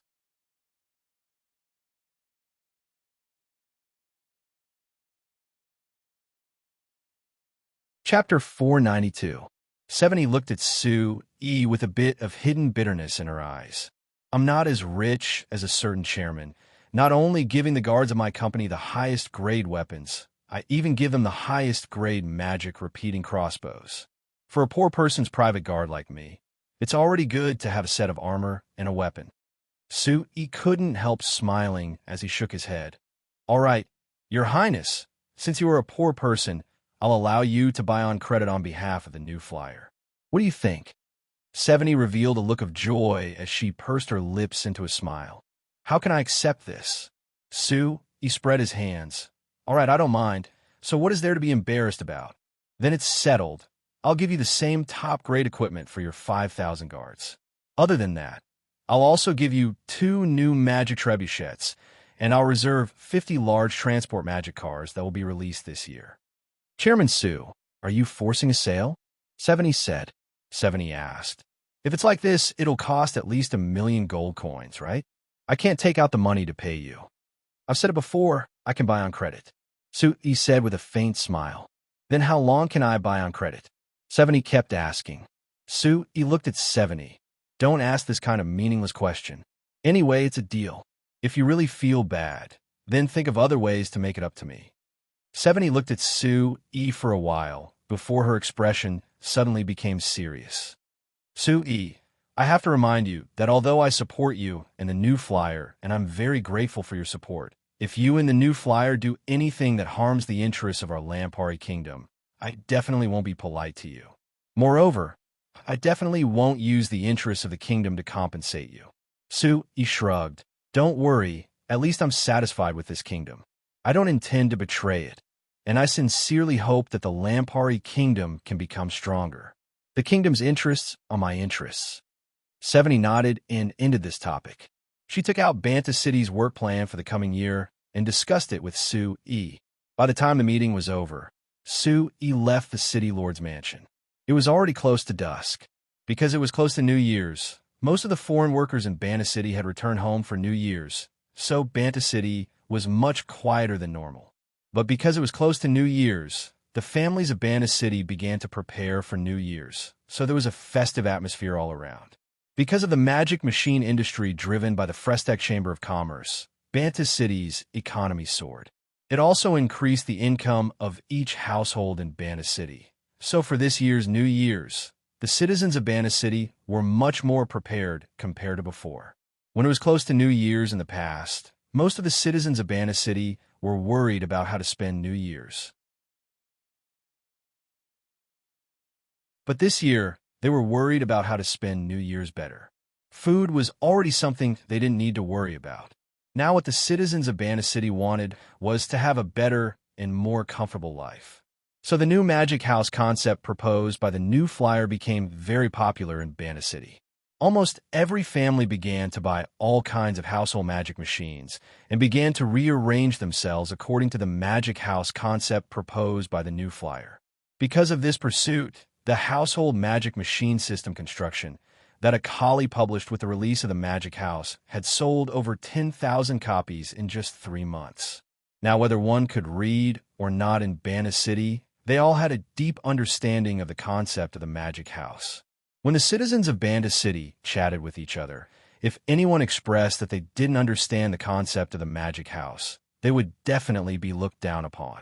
It was because of this that the sales volume of the Frestec Chamber of Commerce's household magic machines in Banta City had rebounded during this time, suddenly doubling their sales volume.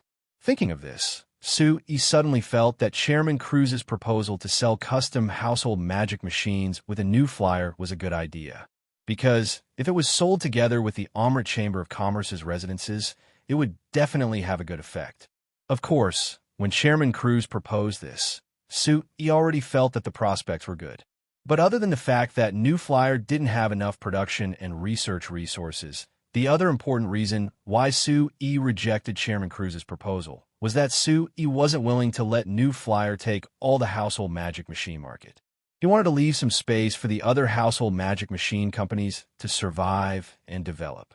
Just 2 days ago, Sue-E had held a meeting of the Banta City Magic Machine Business Association. At the meeting, he proposed to the companies that mainly produced household magic machines to have them work together with the Amsterdam Chamber of Commerce to finish this custom household magic machine project. Sue-E also promised that New Flyer would pay attention to this project and provide technical support when necessary. This proposal was immediately welcomed by those companies, and with Sue-E pulling the strings, they quickly reached a preliminary agreement with the Amsterdam Chamber of Commerce. They would begin research and production at the beginning of next year. Actually, although the Xinfei brand household magic machines had an unbreakable lead in Banta City and the surrounding cities, taking over 70% of the market in places that were further away from Banta City, the sales volume of the Xinfei brand household magic machines wasn't that terrifying. The reason was very simple. The other brands are cheaper, and it wasn't just a bit cheaper. Take the magic air conditioners since winter came. The Frestec Chamber of Commerce's new aluminum alloy magic air conditioner had a price of 26 gold coins 2 months ago. The highest price of the other brands of magic air conditioners was only 20 gold coins, and the lowest was only 12 gold coins. For the citizens of the Lampari Kingdom who weren't as rich as Banta City, if they could choose a cheap magic air conditioner, why would they choose the Xinfei brand magic air conditioner? Although the Xinfei brand magic air conditioner had the best quality and performance, as well as its appearance being more beautiful than the other brands, compared to these factors, the price was the most important. So in the Lampari Kingdom outside of Banta City and the surrounding cities, the sales volume of the Xinfei brand magic air conditioner and the other brands were very polarized. All the noble families, whether they had money or not, they would all buy the Xinfei brand magic air conditioner. Next were the merchants and the rich commoners. Most of them bought the Xinfei brand magic air conditioner. For normal families, almost no one would buy the Frestec brand magic air conditioner. They would all choose the magic air conditioners of other brands. Because there were more normal families than nobles, merchants, and rich families. Although they bought less, in the end, the sales volume of the Xinfei brand magic air conditioner in other regions was much lower than the sales of the other brands. Because of this, Kennard, Seabass, Heinz, and Kato, and even Steel had proposed to sue E that they shouldn't lower the price of the Xinfei brand magic air conditioner. With a large profit margin of the Xinfei brand magic air conditioner, even if it went from 26 gold coins to 20 gold coins, they could still earn at least 10 gold coins. Like this, they could steal the market from the magic air conditioners of the other brands. Calculating this, the final profit would be much higher than the current profit. But these people's suggestions were all firmly rejected by Sue E. This was still the initial development stage of the magic machine industry. If they started a price war for household magic machines now, although the Frestech Chamber of Commerce would gain large benefits in the short term, in the long term, it would greatly hurt the other companies that produced household magic machines. It would be a fatal blow to the development of the magic machine industry. Sue E naturally wasn't willing to see this. He treated the magic machine industry like his own child, hoping that it could develop healthily, so he racked his brains to protect it. However, while protecting the development of the magic machine industry, he also had to pay attention to the development of New Flyer. How to not harm the benefits of the other companies, ensuring that the magic machine industry would develop smoothly while ensuring that New Flyer would lead the development of the magic machine industry. This was a problem that Sue E had to seriously consider. Up to this point, it should be said that Sue E had done quite well. According to the statistics of the Banta City Magic Machine Business Union, all the magic machine companies in Banta City had sold over 15 million gold coins this year. Although New Flyer alone had taken over half of this, the other companies had earned at least 7 million gold coins from the magic machine industry. Even if the profit margin of the other companies wasn't as high as New Flyer's, out of the 7 million gold coins, the other companies had earned at least 3 million gold coins.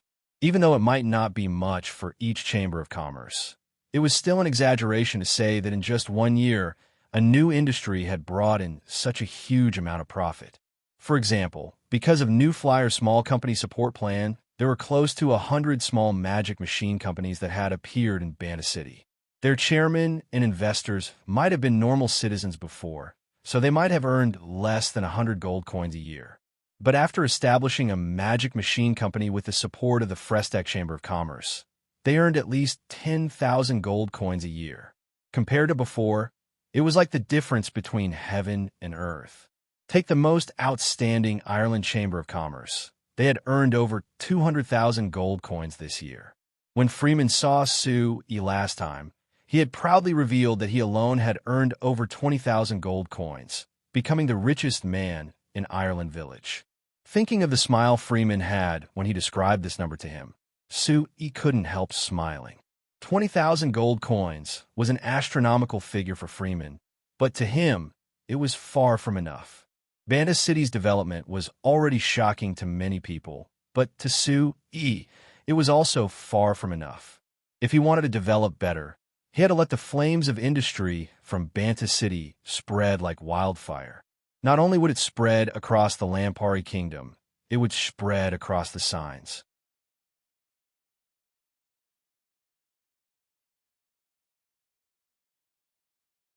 Chapter 493. New Year 3783 of the New Continent calendar was less than a week away when a cold wind swept through the entire Muerto Mountains with a blizzard. The snowflakes began falling in the morning and didn't stop at all at noon. The entire sky and ground were dyed white by the snowflakes. Not only did the snowflakes cover the barren land on the ground due to the flames of war, it also covered the dark red bloodstains that were close to black. The entire Muerto Mountains seemed to have become as pure and white as the snowflakes. The Hungry Wolf Regiment's commander Challen Linear stood outside the tent, looking at the Muerto Mountains covered in snow for a while. His body was completely covered in snow, and he had turned into a snowman. Although the Muerto Mountains in the distance couldn't be seen because of the blizzard, Linear knew that there must be the Lampari Kingdom's Northern Army on it. Just like how they were guarding against the Northern Army, using this chance to launch a surprise attack, the Northern Army was also guarding against the Hungry Wolf Regiment, using this chance to launch a counterattack on the Muerto Mountains. This confrontation had been going on since the Lampari Kingdom's northern army took the Muerto Mountains last year. Neither side was willing to back down because once they backed down, it would be equal to letting the other side take control of the border. No one could predict what the consequences would be. But in this kind of weather, neither side had the ability to attack, so they could enjoy this rare period of peace. However, Linear was very dissatisfied with this peace. The Muerto Mountains that had been controlled by the Sac Kingdom for close to 10 years had been lost by his hands.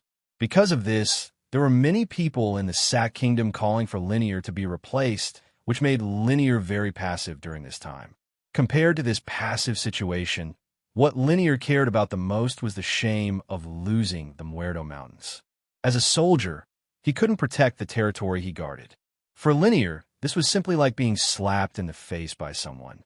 Every time he saw the Muerto Mountains, he would feel a burning pain on his face, and the flames of anger would burn in his heart again. However, every time he thought of the battle strength displayed by the Lampari Kingdom's northern army in the Muerto Mountains, Linear felt like a bucket of cold water had been poured over his head, and he instantly calmed down. He knew clearly that if the Northern Battlefront Army kept the same power as last year and the Greed Army didn't change, the Greed Army would lose without a doubt. The Lampari Kingdom's Northern Army didn't take a step forward against the Sac Kingdom in half a year. To Linear, it wasn't because they were worried about the strength of the Greed Regiment, but rather because they were worried about the difference in national strength between the two kingdoms. But the more he understood this fact, the more humiliated he felt. Just you wait. Sooner or later, I will personally take back the Muerto Mountains. Under the urging of his personal guard, Linear snorted and looked at the distant Muerto Mountains one last time before returning to his tent. When he had just shaken off the snow on his body, the tent's curtain was opened again. The cold wind came in, and Linear couldn't help shivering. When he was about to turn to reprimand someone, he found that it was Chief of Staff Ivy Joao who came in. Linear's reprimand turned into a question. What? Is there something urgent? Ivy Joao rubbed his hands. There wasn't a trace of worry on his face. Rather, there was a trace of joy. After warming his hands in the brazier in the tent, he carefully took out a stack of paper and handed it to Linear. Linear doubtfully looked at them and found that there were some strange drawings on them. They looked like blueprints of some kind of machine. What is this thing? Joao gave a laugh. Something that you've been thinking about. Linear's eyes instantly lit up. Could it be the blueprint for the magic trebuchet? That's right. Hearing Joao's answer, Linear hurriedly stood up and opened the blueprint, looking at it with rapt attention. However, he didn't know anything about this, so no matter how focused he was, he couldn't see through it. But from the drawings on the blueprint, he could see some clues. He could confirm that the thing described on it was indeed the magic trebuchet that the Lampari Kingdom's northern army took out last year and made the Greedy Legion suffer. They couldn't even defend a single position. Where did you get this thing? Linear asked. The staff officer department got it from the Lampuri Kingdom. This is just the copy I brought for you. Joao took the blueprint back from Linear's hands and carefully put it away. Joao carefully folded it. This is something that the staff officer spent a high price to get. It took quite a bit of effort for me to get this copy for you to see. Linear was a bit surprised. The staff officer really is skilled. For such an important blueprint, the Lampari Kingdom should be very strict with protecting it, but they actually managed to get their hands on it. Joao laughed. How they got it isn't related to us. The good news I want to tell you is that His Majesty has given the order to speed up the research on this thing. I think that it won't be long before we have a magic trebuchet to use. Linear didn't have any joy on his face. Rather, he deeply knit his brows. I'm not as optimistic as you. Didn't those fellows from the kingdom's magic court study it before? But what was the result? The test machine had smashed dozens of people to death. I don't think that they can really make it with just this blueprint. It's better to try than not to try. Joao shook his head. Joao shook his head. Otherwise, do you think we can beat those fellows from the Northern Army? Linear's face sunk, and after a while, he gave a sigh and slowly shook his head. These things are just too powerful. We can't stop them at all.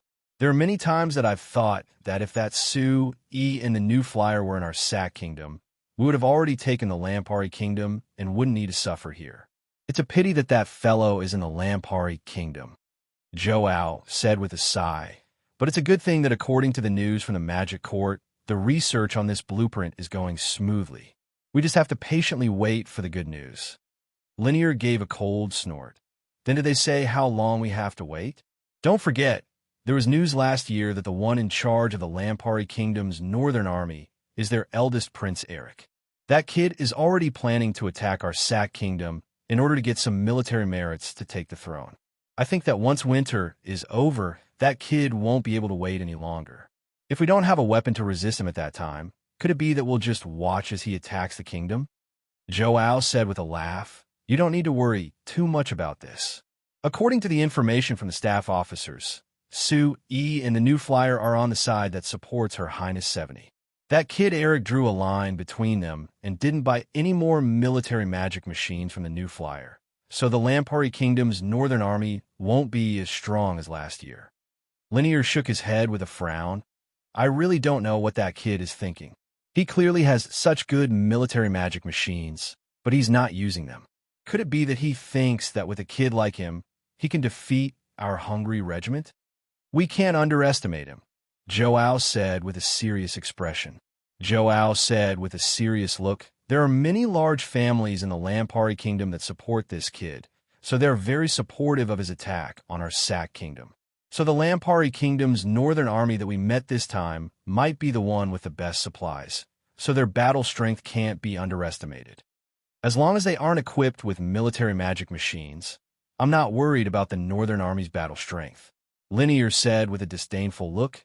If it was up to me, those fellows from the Lampari Kingdom's northern army might become weaker now that they can eat their fill and wear warm clothes. Adding in that idiot prince, it would be strange if they became stronger. No matter what, it's better to be cautious, Joao said. Of course, I know this. Linear nodded. After thinking about it, he suddenly said, actually, I strongly suggest that the staff officers think of a way to get rid of that kid named Su E. That kid is the biggest uncertain factor.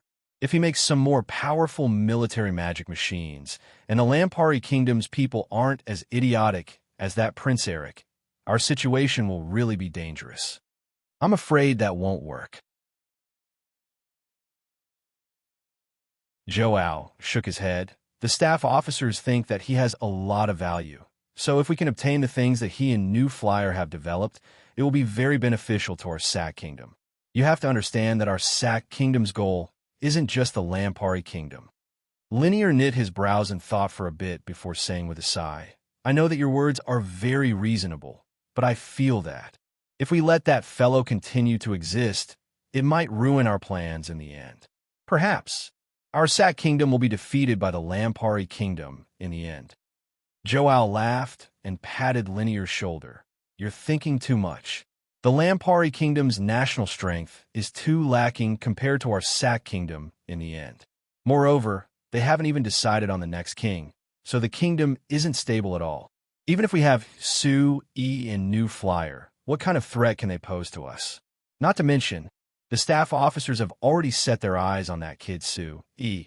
Can he still play a new trick that we can't think of? Linear was silent for a bit before slowly nodding. I hope it's like this.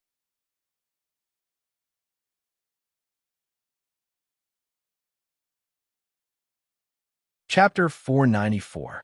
A medium-sized magic passenger car passed over the sandy river that was over 100 meters long and 10 meters wide. It came to a new station 2 kilometers away from the north gate of Bana City and stopped a new checkpoint. Sebi's bright blue eyes were wide open as he looked out the window. Although there was a flow of people, it was very orderly and there wasn't a trace of chaos at all, causing his face to be filled with excitement. It took 4 days to go from his hometown in the north of the kingdom. First he took a horse carriage, and then he changed to a magic car, traveling over 1,000 kilometers to Bana City that his big sister had described countless times. Sebi was a bit worried that he wouldn't be able to adapt to life here. But just passing through that magnificent bridge had opened Sebi's eyes, and he felt that he was very lucky to be able to come to this city. seeing this large station that not only had he never seen before, he had never thought of it before. Seeing the medium-sized transport magic cars going in and out, Sevi felt that Banta City really was the most advanced city that his big sister had described, a super city that was even a generation ahead of other places. Even Anvilmar City that he had stayed in last night. In Sevi's eyes, it was just a bit more prosperous. But in terms of shock, it couldn't compare to Banta City in front of him. Whether it was the smooth roads outside the station or the magic cars that flowed on the roads, it all showed that this was a city that was completely different from other places. What made Sevi feel even more was that the people here seemed to be in high spirits, full of energy and moving like the wind.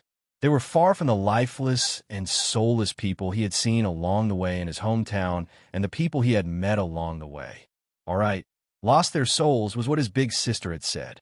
Sevi didn't understand it before, but now that he saw the people of Banta City, he instantly understood the meaning behind it. Hey Sevi, what are you in a daze for? Quickly get out.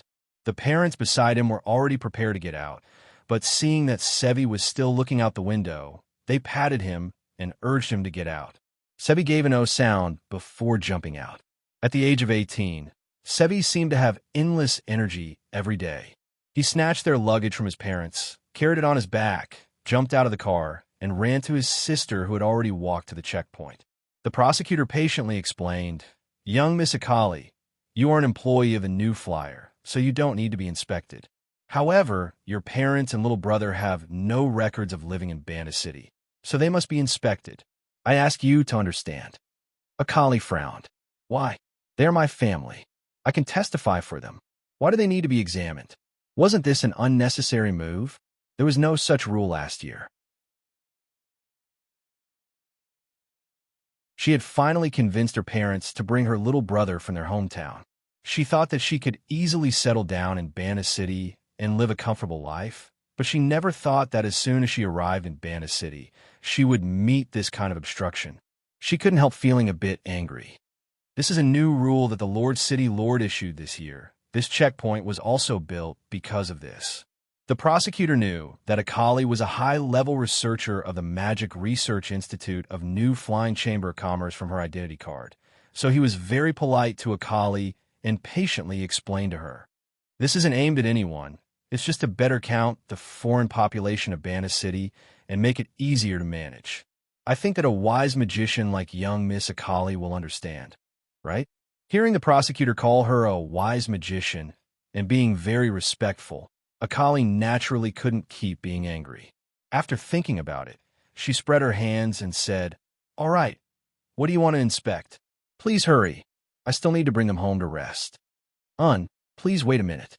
Actually, this so-called inspection was just checking their luggage. Then they would check their identity to see if they had worked or lived in Banta City before. The entire process was very simple. When Akali's family was inspected, it took less than 5 minutes. Other than Akali, there weren't many people who had the confidence to question the prosecutor, so Akali's group had delayed the people behind them. But seeing how polite the prosecutor was to Akali, the others naturally understood that Akali's status wasn't low, so no one complained. When the family walked out of the station, Sevi turned to look at the long line of people at the checkpoint before looking at Akali. He couldn't help saying in an emotional voice, "Big sister, I thought that you were bragging before, but I never thought that you really were an important person in Banta City. Even this prosecutor is this polite to you." Akali giggled. "I'm not an important person. I'm just basking in the light of the New Flyer. If you want to talk about important people, when you see Chairman Sue and Her Highness, you'll know what a real important person is." Sevi's eyes lit up. "I can see Chairman Sue and Her Highness? That would be great." Akali was a bit hesitant. It shouldn't be a problem to see Chairman Sue, but as for Her Highness, it's hard to say. Sevi was a bit disappointed, but then he became excited. "Even if I could only see Chairman Sue, he is my idol. I've always wanted to see him." Akali revealed a faint smile. "All right, Chairman Sue is easy to see. If you want to see him, I'll take you to the company tomorrow, and you should be able to see him. As for now, let's go home and rest. Mom and Dad are both very tired." Sevi gave a strong nod. He tightened his luggage and looked around, but he was a bit confused. Big sister, where are we going? What go? My new home is several kilometers away. It's fine if you walk there, but do you want mom and dad to walk there? Akali glared at him. Then what do we do? Wait. Akali left the three of them and came to an open space outside the station. There were several medium-sized passenger magic cars parked here. Seeing Akali come over, a middle-aged woman came forward to welcome her. This young miss, do you want to rent a car? Come and sit in my car. As long as it's in Bana City, we'll go wherever you want. Akali looked at the sign on the magic car behind her and asked, is this a car from the Mercado Chamber of Commerce? Right. We are a car from the Mercado Chamber of Commerce. Our company's cars are all reputable. There definitely won't be any problems. The middle-aged woman kept nodding. All right, I'll rent one. Rent one. The middle-aged woman was surprised. Young miss, you're planning on renting an entire car? That's right. Hearing this answer, the middle-aged woman's expression became more respectful. May I ask where young miss is going? It's not far. It's the Dawn neighborhood in the new city. Dawn neighborhood? The middle-aged woman took a gasp and looked at Akali in surprise. Her eyes were a bit strange, but there was an exaggerated smile on her face. So it's the Dawn neighborhood. No wonder. Akali was too lazy to care about the lust hidden in her smile. She turned to call her parents and her little brother Sevi to get in the car. They went around Bana City and headed to the Dawn neighborhood by the Sandy River in a new city to the west of the old city. When they were sitting in the car, Akali's parents and Sevi couldn't stop revealing looks of surprise. When a magic car drove into the Dawn neighborhood, the three of them were even more shocked. Akali's mother had a look of disbelief as she pulled Akali and asked, "Good daughter, could it be that the new house you bought is here? Such a beautiful house. How much did it cost?" Akali revealed a faint smile and patted the back of her hand as she comforted her. "Mom, you don't need to care about how much money it costs. You just need to be assured. Relax. I earn over 1,000 gold coins a year. It isn't much to buy a house like this." Although they had heard Akali mention her current income, this number was too far for her father, so they didn't feel that it was real at all. They thought that Akali was just comforting them or bragging. But now that they saw these houses, they really began to consider what Akali said. Earning over 1,000 gold coins a year? Wasn't this too exaggerated? It had to be known, with over 100 families in their village added together, their annual income was only over 1,000 gold coins. After a while, the magic car stopped in front of a 3-story villa by the river. Akali took out 5 gold coins to the middle-aged woman driving the car. I jumped out first. She came to the door of the villa and opened her arms to her parents and Sevi as she said with a smile, "Dad, Mom, Sevi, this is our new home." Akali's parents and Sevi got out of the car, looking at the magnificent and beautiful villa in front of them in a daze. It was over 500 square meters of luxurious villa that they weren't willing to blink for a while. After a while, Akali's mother asked in a stuttering voice, "Daughter, is this really your house?" Akali shook her head with a faint smile. "No, Mom, you're wrong. This isn't my house, it's our house. Because our family will be living here in the future, living here." Akali's mother looked at the villa in a daze for a while before tears suddenly came out of her eyes, and she said in a choked voice, I thought that I would be wandering outside in the future, but I never thought. I thought that I would be living in such a beautiful house. It really. Akali's father took his wife's shoulder and nodded to Akali as he said in a deep voice, "Akali, it's been hard on you." Seeing her parents like this, Akali's nose suddenly became stuffy and a few tears couldn't help coming from the corners of her eyes. Only Sevi was carefree and didn't feel sad at all. Rather, his face was filled with excitement and joy. "Dad, Mom, big sister, what are you crying for? We have such a big and beautiful house to live in. We should be happy." Akali's father wiped the corner of his mouth and said with a sigh, "We were just thinking about settling down here and leaving our hometown, so we were a bit emotional." Sevi curled his lips. "What is there to be emotional about? We left that broken place because we couldn't take it anymore." Then, without waiting for his parents and Akali's reaction, Sevi rushed straight into the villa. Seeing his impatient appearance, Akali's father gave a sigh before revealing a smile. Yes. Anyway, we couldn't take it anymore, so there's nothing to be nostalgic about. Let's go and see our new home.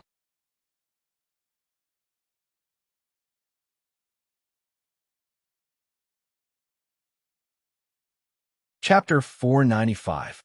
70 looked at the report in her hand and slightly knit her brows. It seems like there are more foreigners entering Bana City this year compared to last year. This is just the rough count of the foreigners in the first half of the year, but it shows that there are over 50,000 foreigners who have entered Bana City. This doesn't include the people who can't be counted at all. If we count them all, it might be close to 100,000 people. Sue revealed a faint smile. What is bad about this? Bana City is lacking people right now, and just relying on the locals can't fill this large manpower gap, so we need foreigners to join in. Don't forget, at the peak of Bana City last year, there were over 200,000 foreigners. But based on the current trend, it might far surpass 200,000 this year. Perhaps. It might even surpass 300,000. 70 shook her head as she said this with a worried look. The more the better. Sue gave an indifferent shrug. Not only our new flyer, I feel that all the companies in the city would be very happy with this situation. There's no other way. There really aren't enough people to use. 70 glared at him. There's no need for you to care. Of course you'll feel relaxed. You have to know that Bana City has less than 100,000 locals, but now there are suddenly 200,000, or even 300,000 people from other places. As a city lord, I really feel a lot of pressure. Pressure is a good thing. Sue revealed a smile. Dear Highness, the more pressure there is, the more outstanding your abilities are, right? Think about it. If there are over 300,000 foreigners in Bana City this year, then the total population might even surpass Anvilmar City? 70 gave a slight nod. According to last year's statistics, Anvilmar City has around 200,000 permanent residents. Adding in the foreigners, it should be around 400,000. So, if you can lead such a city to develop peacefully and normally, how admirable would that be? If you can accomplish this, I think that even those people who oppose you can only admire your ability to handle government affairs. This will be very helpful for you, taking the throne. Sue said with a serious look. Ascend to the throne? 70 gave a bitter laugh. She looked at the report in her hand and said with a sigh, in this preliminary report, there is a very strange problem. That is that most of the people who came this year came from the northwestern and northern provinces. Accurately speaking, they came from the borders of the kingdom near the Sac Kingdom. Sue narrowed his eyes and snorted lightly. Although the status of the civilians in the northern border is not high, it does not mean that they are idiots. Instead of staying there and being exploited by a certain prince to the point that he could not even sustain his life and might even face the danger of his life in the future, it was better to find a way to escape. And our Bana City is one of the best choices. 70 looked at Sue with a bit of surprise. Where did you get this news? Sue shook his head. No, I didn't pay much attention to that.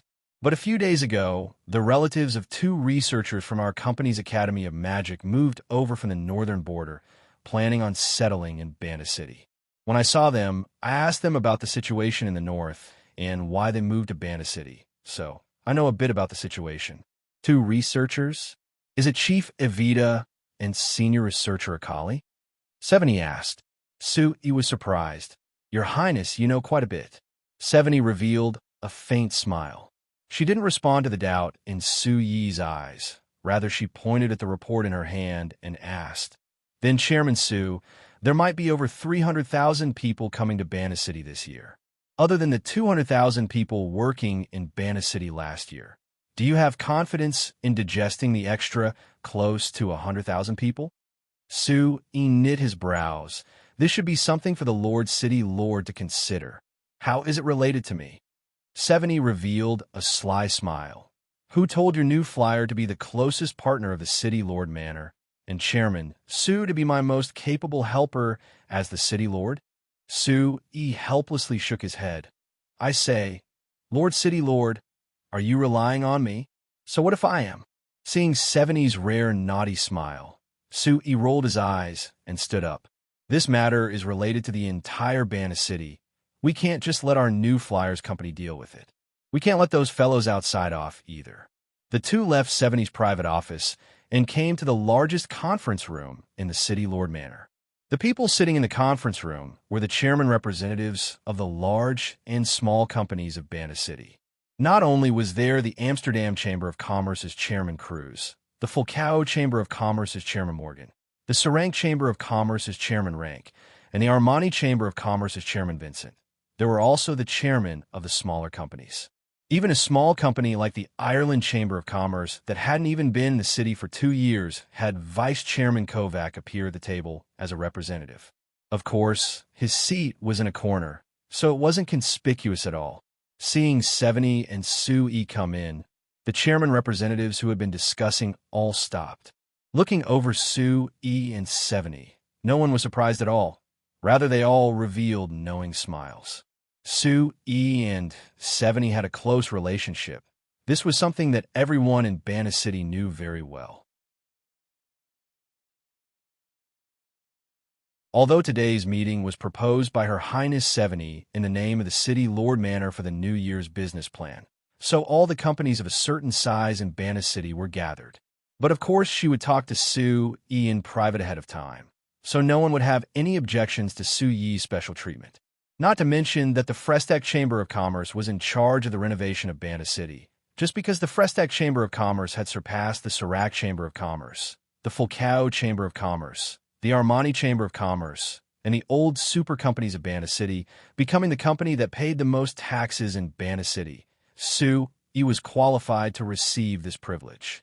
Although the conference table was filled with people and the room was filled, the first seat to the left of the main seat was left empty by everyone. Sue sat down without any courtesy and greeted the surrounding chairman representatives with a smile before turning to look at 70. 70, who was being looked at by everyone, wasn't nervous at all. After being the city lord for half a year, she was already used to the position of city lord. When facing the representatives of the large companies, she was very calm. She wasn't like a young girl who was in her early 20s at all. Rather, she was like a mature politician. Various chairmen and representatives of the companies, Happy New Year's. 70 first gave her blessings before taking out the documents she had already prepared. She had her assistant distribute them before giving a short speech. Although the speech wasn't long, the content wasn't simple. In this short speech, 70 praised the large companies for their contributions to Bana City last year and encouraged everyone to keep working hard in the new year. After that, she began to give specific requests. For example, in the new year, the City Lord's Manor asked the large companies to maintain their reputation and not harm the reputation of Bana City at all. Next, she asked the large companies to actively participate in the construction of Bana City, showing their social responsibility. On this point, 70 emphasized New Flyer. She also mentioned that New Flyer had taken the initiative to donate 100 medium-sized passenger magic cars to the City Lord's Manor to strengthen public transport in Bana City. Hearing 70's words, the various chairmen all expressed that they would learn from New Flyer. The Fulcao Chamber of Commerce's Chairman Morgan took the initiative to build a rescue station outside the city, helping the citizens of Bana City who met difficulties. The Armani Chamber of Commerce's Chairman Vincent was willing to provide winter clothes and bedding for all the people over 60 in Bana City. He would also provide support for the old people who didn't have anyone to support them, guaranteeing their basic living standards. As for the other companies, they all gave different amounts of free support according to the scale of their companies, which was considered responding to 70's call. After saying this, 70 quickly brought the topic to a more practical topic. The first point was how to digest the large amount of foreign people that were about to enter Bana City. Hearing this question, the representatives of the various chambers of commerce all laughed in relief. Everyone expressed that no matter which company it was, they were all lacking people. Everyone wished that there would be more people coming to Bana City, not to mention 100,000 more people than last year. Even if it was 200,000 more people, everyone was confident in taking it all. However, at this time, Sue raised a question. Everyone, please calm down. Sui stood up and looked around. When everyone calmed down, he focused his eyes on him and said with a serious look, I understand everyone's desire for people, and I know that all the companies in the city are lacking people. But I think everyone has forgotten a very important problem. Everyone looked at each other in blank dismay. The Fulcao Chamber of Commerce's Chairman Morgan asked with a frown, What problem? Sui revealed a faint smile. The problem is that population isn't equal to manpower. You're tuning in to the Warrior Lore YouTube channel. Don't forget to subscribe and join us on this journey to catch the most captivating stories.